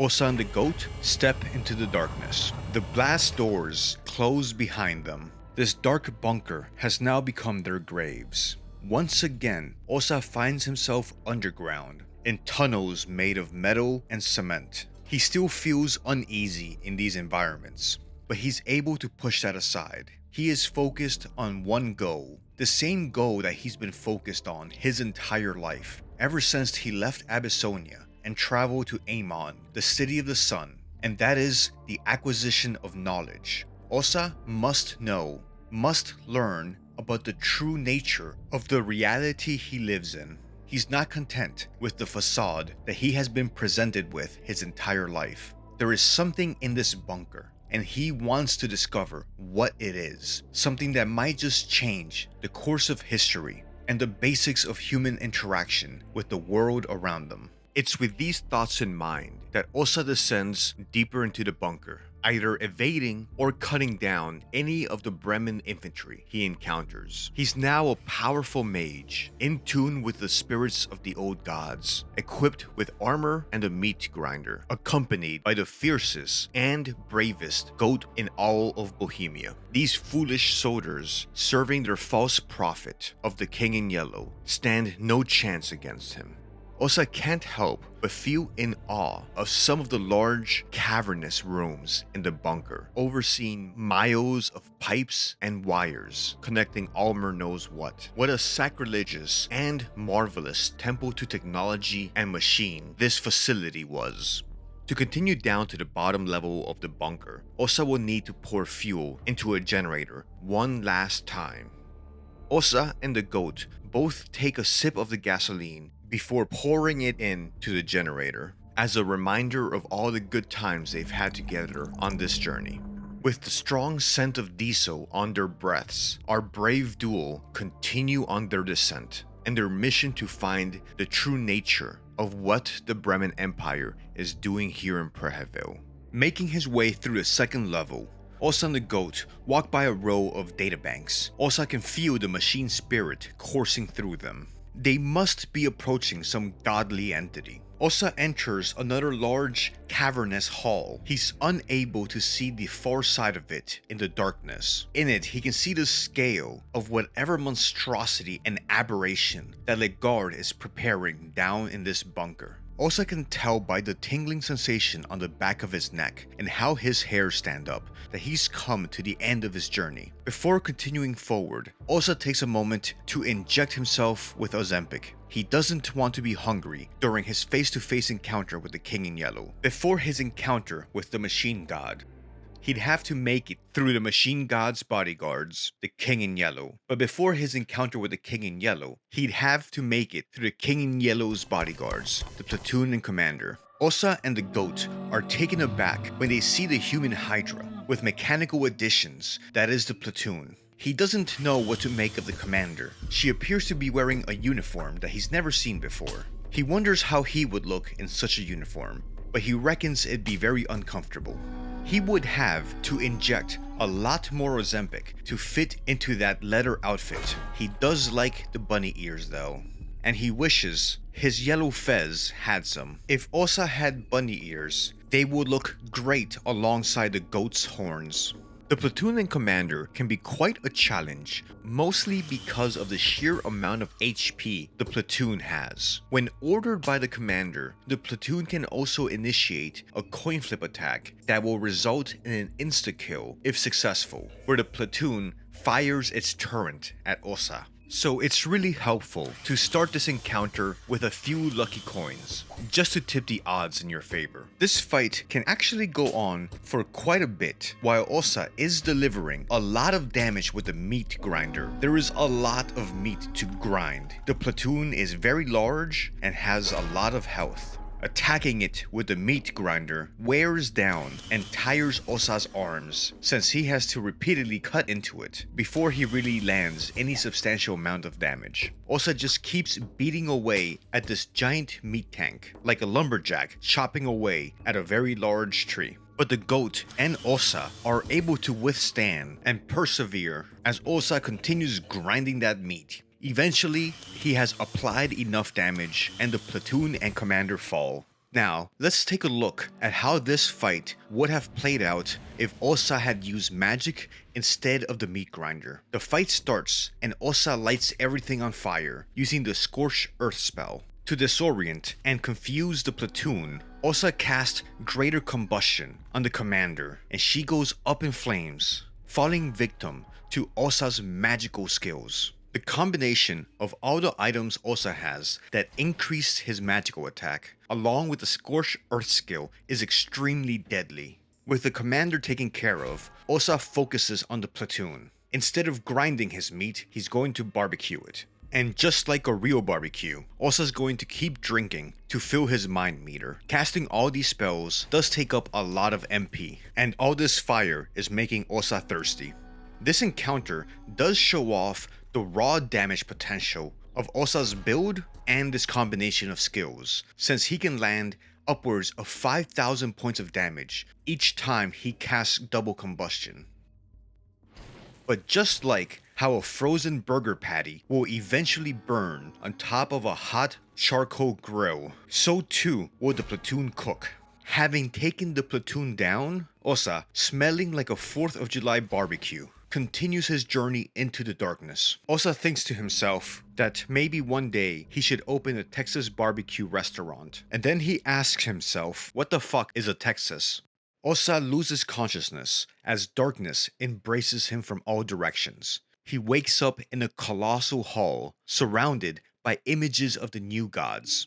He has crossed the Rubicon. After this, he will never be able to go back to having a normal life in ignorance of the deeper mysteries of the world. He comes to in a shapeless, dark room. Underneath a lamp, he sees another man dressed in yellow. It's the Kaiser, Legard. This world is only big enough for one man to have the gimmick of dressing all in yellow, not counting Big Bird or the man in the yellow hat. Upon approaching Legard, Nasrah chimes in. Continuing a debate Nasrah and Legard started hundreds of years ago in the Golden Hall in Mahabur. Nasrah says, he is the reason we are here, my pupil. For once, speaking an entire sentence without using any vulgarities. Nasrah continues, imagine that, all this effort for this little chicken shit with delusions of grandeur. Legard tells Osaa that he's late. Nasrah interrupts by saying that Legard is a man of questionable birth, and then just continues spewing obscenities about the king in yellow. Not that he doesn't deserve it. Legard says Osaa is here just in time to witness the birth of a new era. The birth of a new god, and the death of innocence. The goat, listening to all this, can't help but wonder if creating man was the god's biggest mistake. Legard announces that the logic is online and operational. Then he realizes that Osaa is carrying Nasrah's head. Legard tells Nasrah, if anything, you should be happy to hear I ended up taking your advice. As you might remember, I did think at the time that I would be the one true god worshipped in the coming age. My ego was problematic to say the least. But alas, the world is much too capricious and chaotic, just like you said it was. It was never to be fully controlled. It will never reach true harmony and order. But chaos itself is not something to be dreaded. Chaos is but a transitional phase. Where it leads determines whether that chaos is a negative force or not. I embraced the chaos and saw where it led me. The endless cycles of mankind's struggle for power had to lead somewhere. I twisted the cycles into a spiral. Each cycle pushed us further and further from the grasp of the old world, closer to our true potential. We are now at the climax of that spiral as we speak. We cannot control the world laid down by primal forces, but we can build a new one, the singularity. Our promised land awaits. I have to admit, it's a clever ploy, replies Nasrah. You found a way and created a universal concept shared by all mankind. If I didn't detest every fiber of your being, I might even wait and see where it all leads. But I can't have a rectal extension like yourself leading us to jack shit. The king in yellow stands up and draws his sword. The Kaiser makes his fearsome appearance as he stands up. Casting the rot spell shows Legard's true nature underneath the illusion. He's a blood golem that Darcy had resurrected hundreds of years ago. Legard is now calling himself the King in Yellow. Osaa admits he's a very elegant and regal man, but the Mage of Rot and Fire thinks that he looks far better in yellow than Legard does. Legard might be fearsome with his sword, and he has the support of an Asterix and his serpent, but he'll be no match for Osaa with the meat grinder, with the full support and backing of his goat, the Black Kaleb.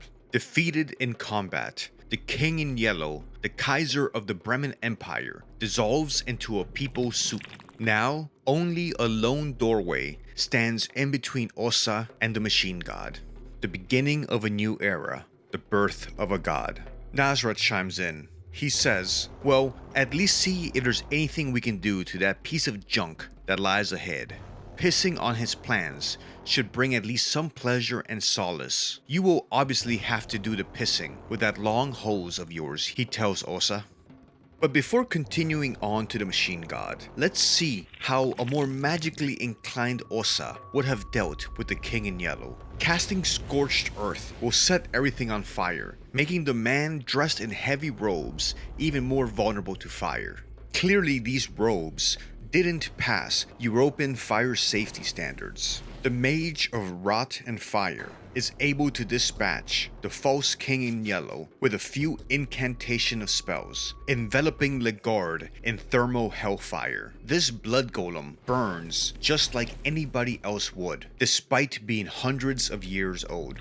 Osaa steps forward into the unknown, approaching the lone door, being careful to not step into the people's soup that Legard had dissolved into. Osaa enters into an amorphous and darkened room, seeing the fluttering of blue moths everywhere, and feeling a wall of heat from the transducers and capacitors from the mechanical contraption in front of him. On top of it all is a red chrysalid with a vague form of a human. This is what has become of Rayla, as she's been fused with a machine. The abomination that Legard is hoping will lead humanity into a new era. Osaa attempts using Scorched Earth to amplify the damage of his fire spells, but there is nothing to burn here, and the spell has no effect. Osaa cast Pyromancy Trick on the machine god to set her on fire. In response, the machine god cast Red Arc on Osaa and the goat, which shoots a current of red electricity at them. The Red Arc spell hits Osaa, causing a flow of current that he can feel from the crown of his head all the way down to the tip of his dick. Another attack the machine god can throw at the brave goat and yellow mage is the exhaust attack. As a piece of mechanical equipment, the machine god will naturally generate heat. She can expel this heat through her 6 exhaust ports. Every now and then, Osaa will receive a message that the machine god is revving up its exhaust, and then he'll have a couple of turns to hit all 6 exhaust ports. Fortunately, spells can also do the trick. Casting Black Smog or Rootstead Reap will hit all the exhaust ports, negating her attack in 1 turn.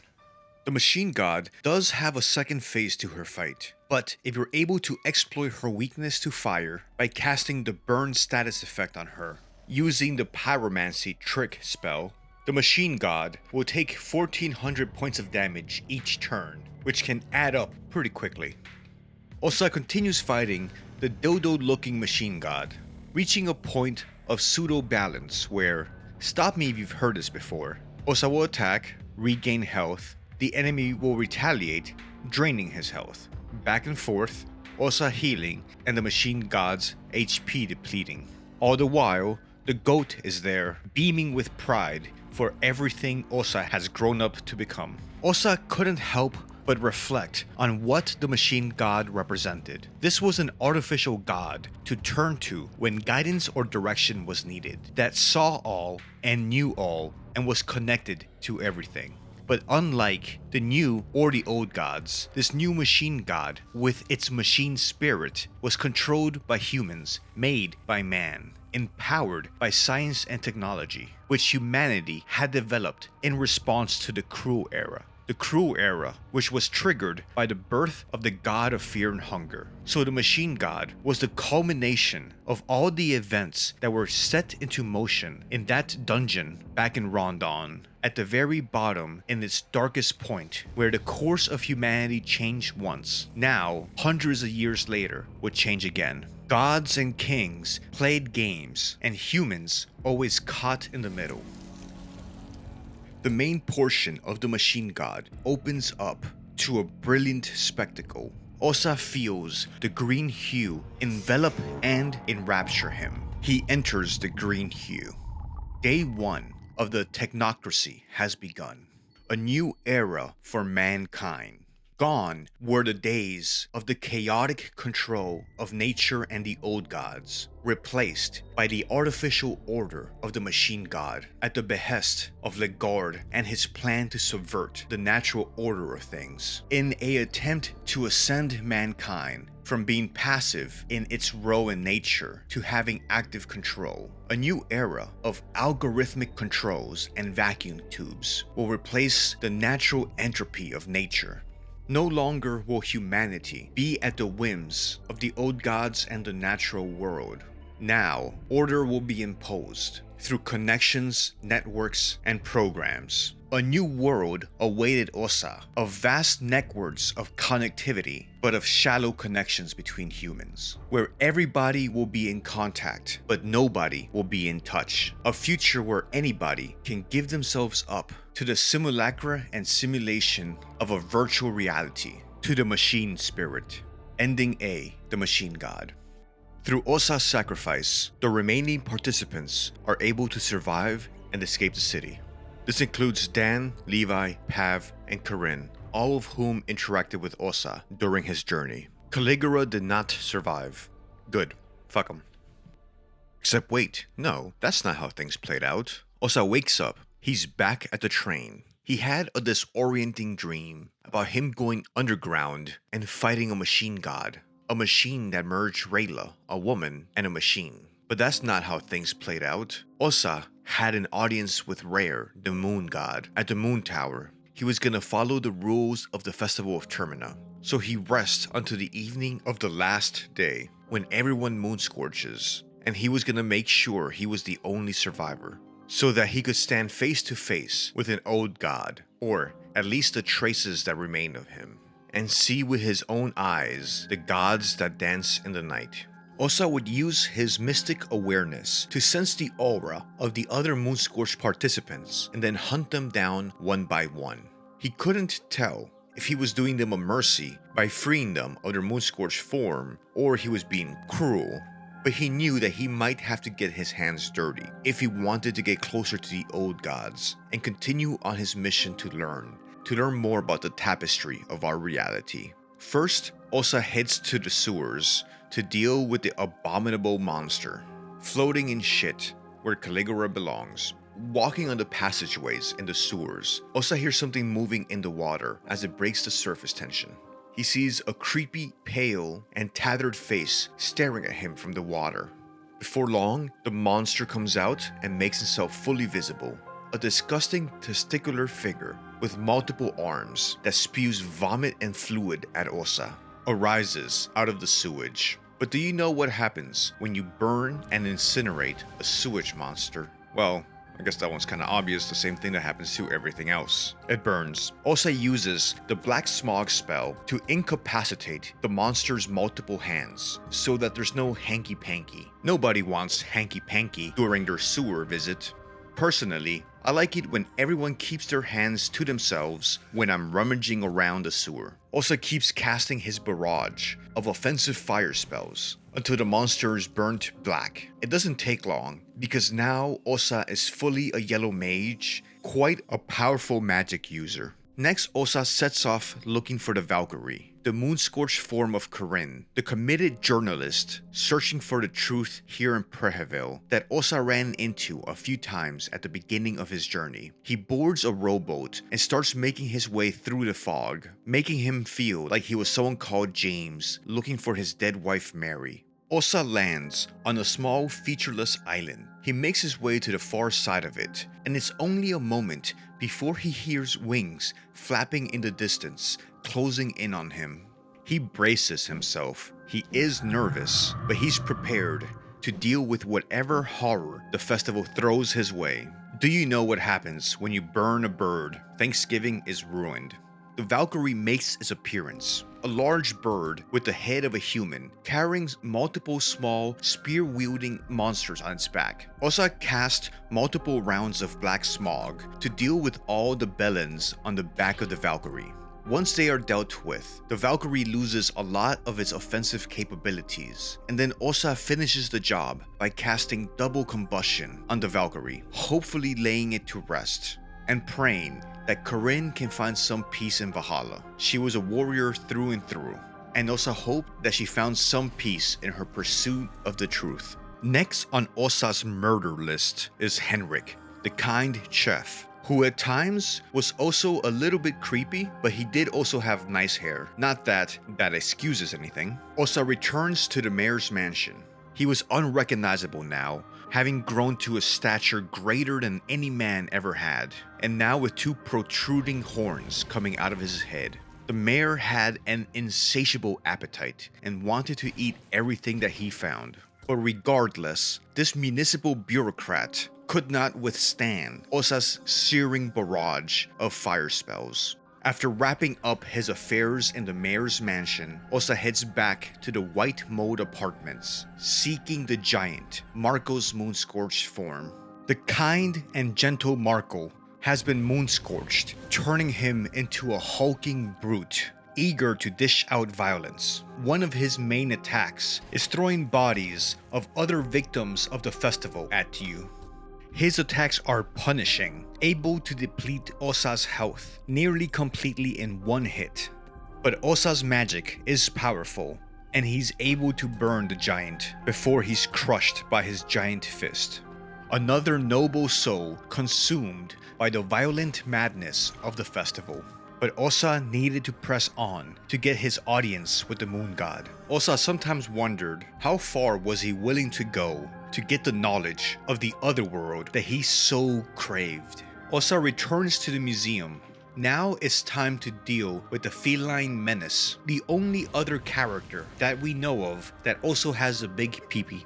As Osaa sets the humanoid cat on fire, he has to wonder if there can ever be peace between his people. Will the people that wear all yellow ever be able to accept the people that wear all purple? Because you know what you get when you mix yellow and purple. I don't know. I assume it's some other color. I'm not going to look it up. It's nearly 3 hours into this video and I am running out of ideas. But anyway, back to Fear and Hunger. Osaa casts his fire spell, sets Pocket Cat on fire. Pocket Cat takes the time to touch himself, and then he dies. Pocket Cat passes away just like he lived. A pervert. Now that Osaa is the final surviving contestant, he goes back to the Prehevil Bop and picks up his squad, the ghouls and the goat. And he makes his way back to the moon tower, finally being able to enter it and ascend to new heights for his audience with the Eternal. But before his audience with the moon, Osaa takes a moment to inject himself with vitamins, because vitamins and minerals are an important part of a healthy and balanced diet. Osaa feels an odd combination of horror and anticipation as the elevator slowly makes its way to the top of the moon tower. At the top, the howling wind both caresses and terrifies him. Osaa overlooks Preheville, the city he has spent this 3-day ordeal in, as Perkele and Rher materialize out of the ether. Perkele congratulates you on being the last man standing, and proclaims you the champion of Termina, a truly Herculean task. Perkele informs Osaa he'll have a chance to peak at grandeur and reach illustrious heights, but Osaa's not buying his bullshit. In one fluid motion, Perkele spins around and opens up his robe, starting the fight with Osaa, initiating the beginning of the end. Osaa opens the encounter using the same tactic that has served him so well during his time in this cursed city, casting first Scorched Earth. Though such heavy magic usage does take a toll on him, and Osaa needs a turn to take some vodka to replenish his mind meter. Osaa's survivability is enhanced by the ghouls and the goat, since they will draw fire from Perkele, spreading the damage out across the 4 of them, instead of Perkele's attacks being concentrated on just Osaa. As boisterous as Perkele may have appeared, he was no match for Osaa's onslaught of magical fire spells, quickly falling to Osaa's hellfire. With Perkele out of the way, it is time for Osaa's audience with the moon. Osaa can feel the presence of the divine approaching, as the focus of the moon god Rher zeroes in on him.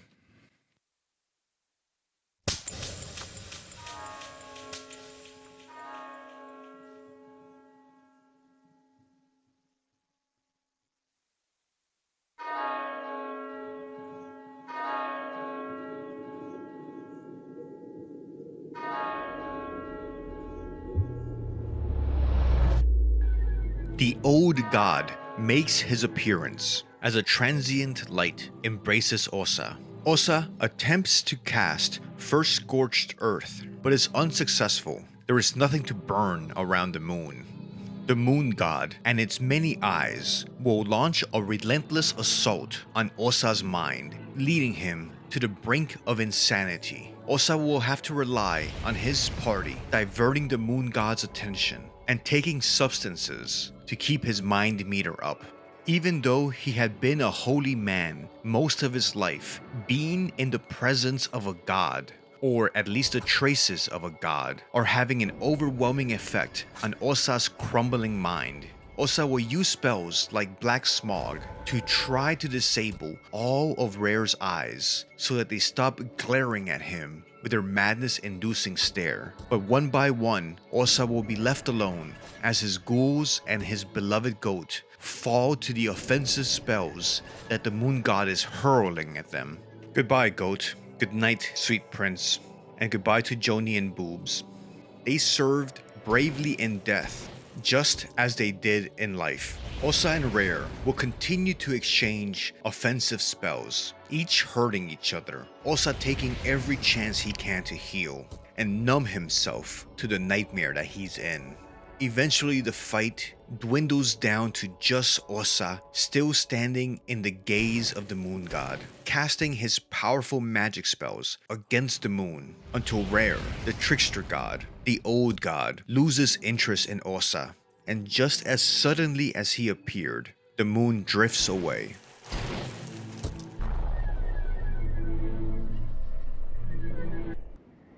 Osaa's psyche has been blown open by the mind-numbing information he has learned about the world and reality. He will never be able to go back to normal. He will never be able to accept reality as it had been presented to him before.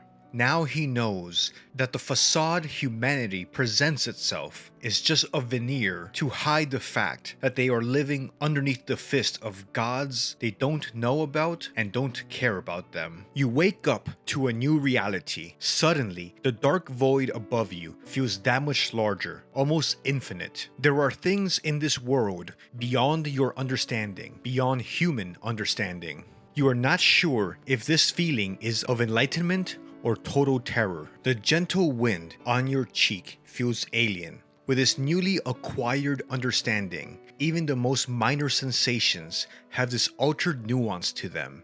The moonlight tainted your existence. But at least you survived, with your mind somewhat intact. Osaa watches the sunrise over Preheville. A new day has broken.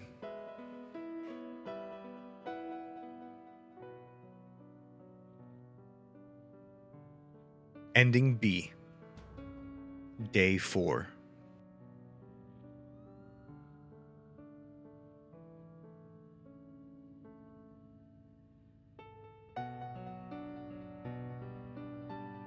The cult of sulfur, the followers of Rher, the Church of Alll-mer, were they any different from the Yellow Mages? They all served someone else ultimately. Your master just happened to be a foul-mouthed old raisin whom time had forgotten. You threw your master to the nearest lake. Maybe some poor bastard would find him there centuries later and be led like a fool on a leash to do their master's bidding. But that was not your part any longer. You returned to Abyssonia, to your homeland. The reason you had initially left the whole continent was because of the state of religion and worship there. The teachings of Alll-mer had taken over the old beliefs. You had gathered enough knowledge and skills on your travel to rival what the local temples promoted. These lands would follow your teachings in the future, teachings that would benefit the ones practicing your way, not the ones in power nor the establishment. one could almost be fooled into thinking this was an altruistic act. Of course, in true Yellow Mage manner, you'd be the one on top of the pyramid this time around. And that concludes the Osaa Lorethrough, the Mage of Rot and Fire. If you're still watching the video to this point, I'd like to say a big thank you for hanging out with me these last couple of hours. Watching a video all the way through sends a signal to the algorithm that it's something worth watching and promoting. And honestly, it's just flattering when people decide to give you your time to watch a video you've made. So I'm John. This is my channel, TacoBanana, but you already know that. And I just want to say, be well. I hope this video helped your day out, even if it's just a little bit. Take care of yourself, and I'll see you next time. Like, comment, share, subscribe, all that jazz. Bye.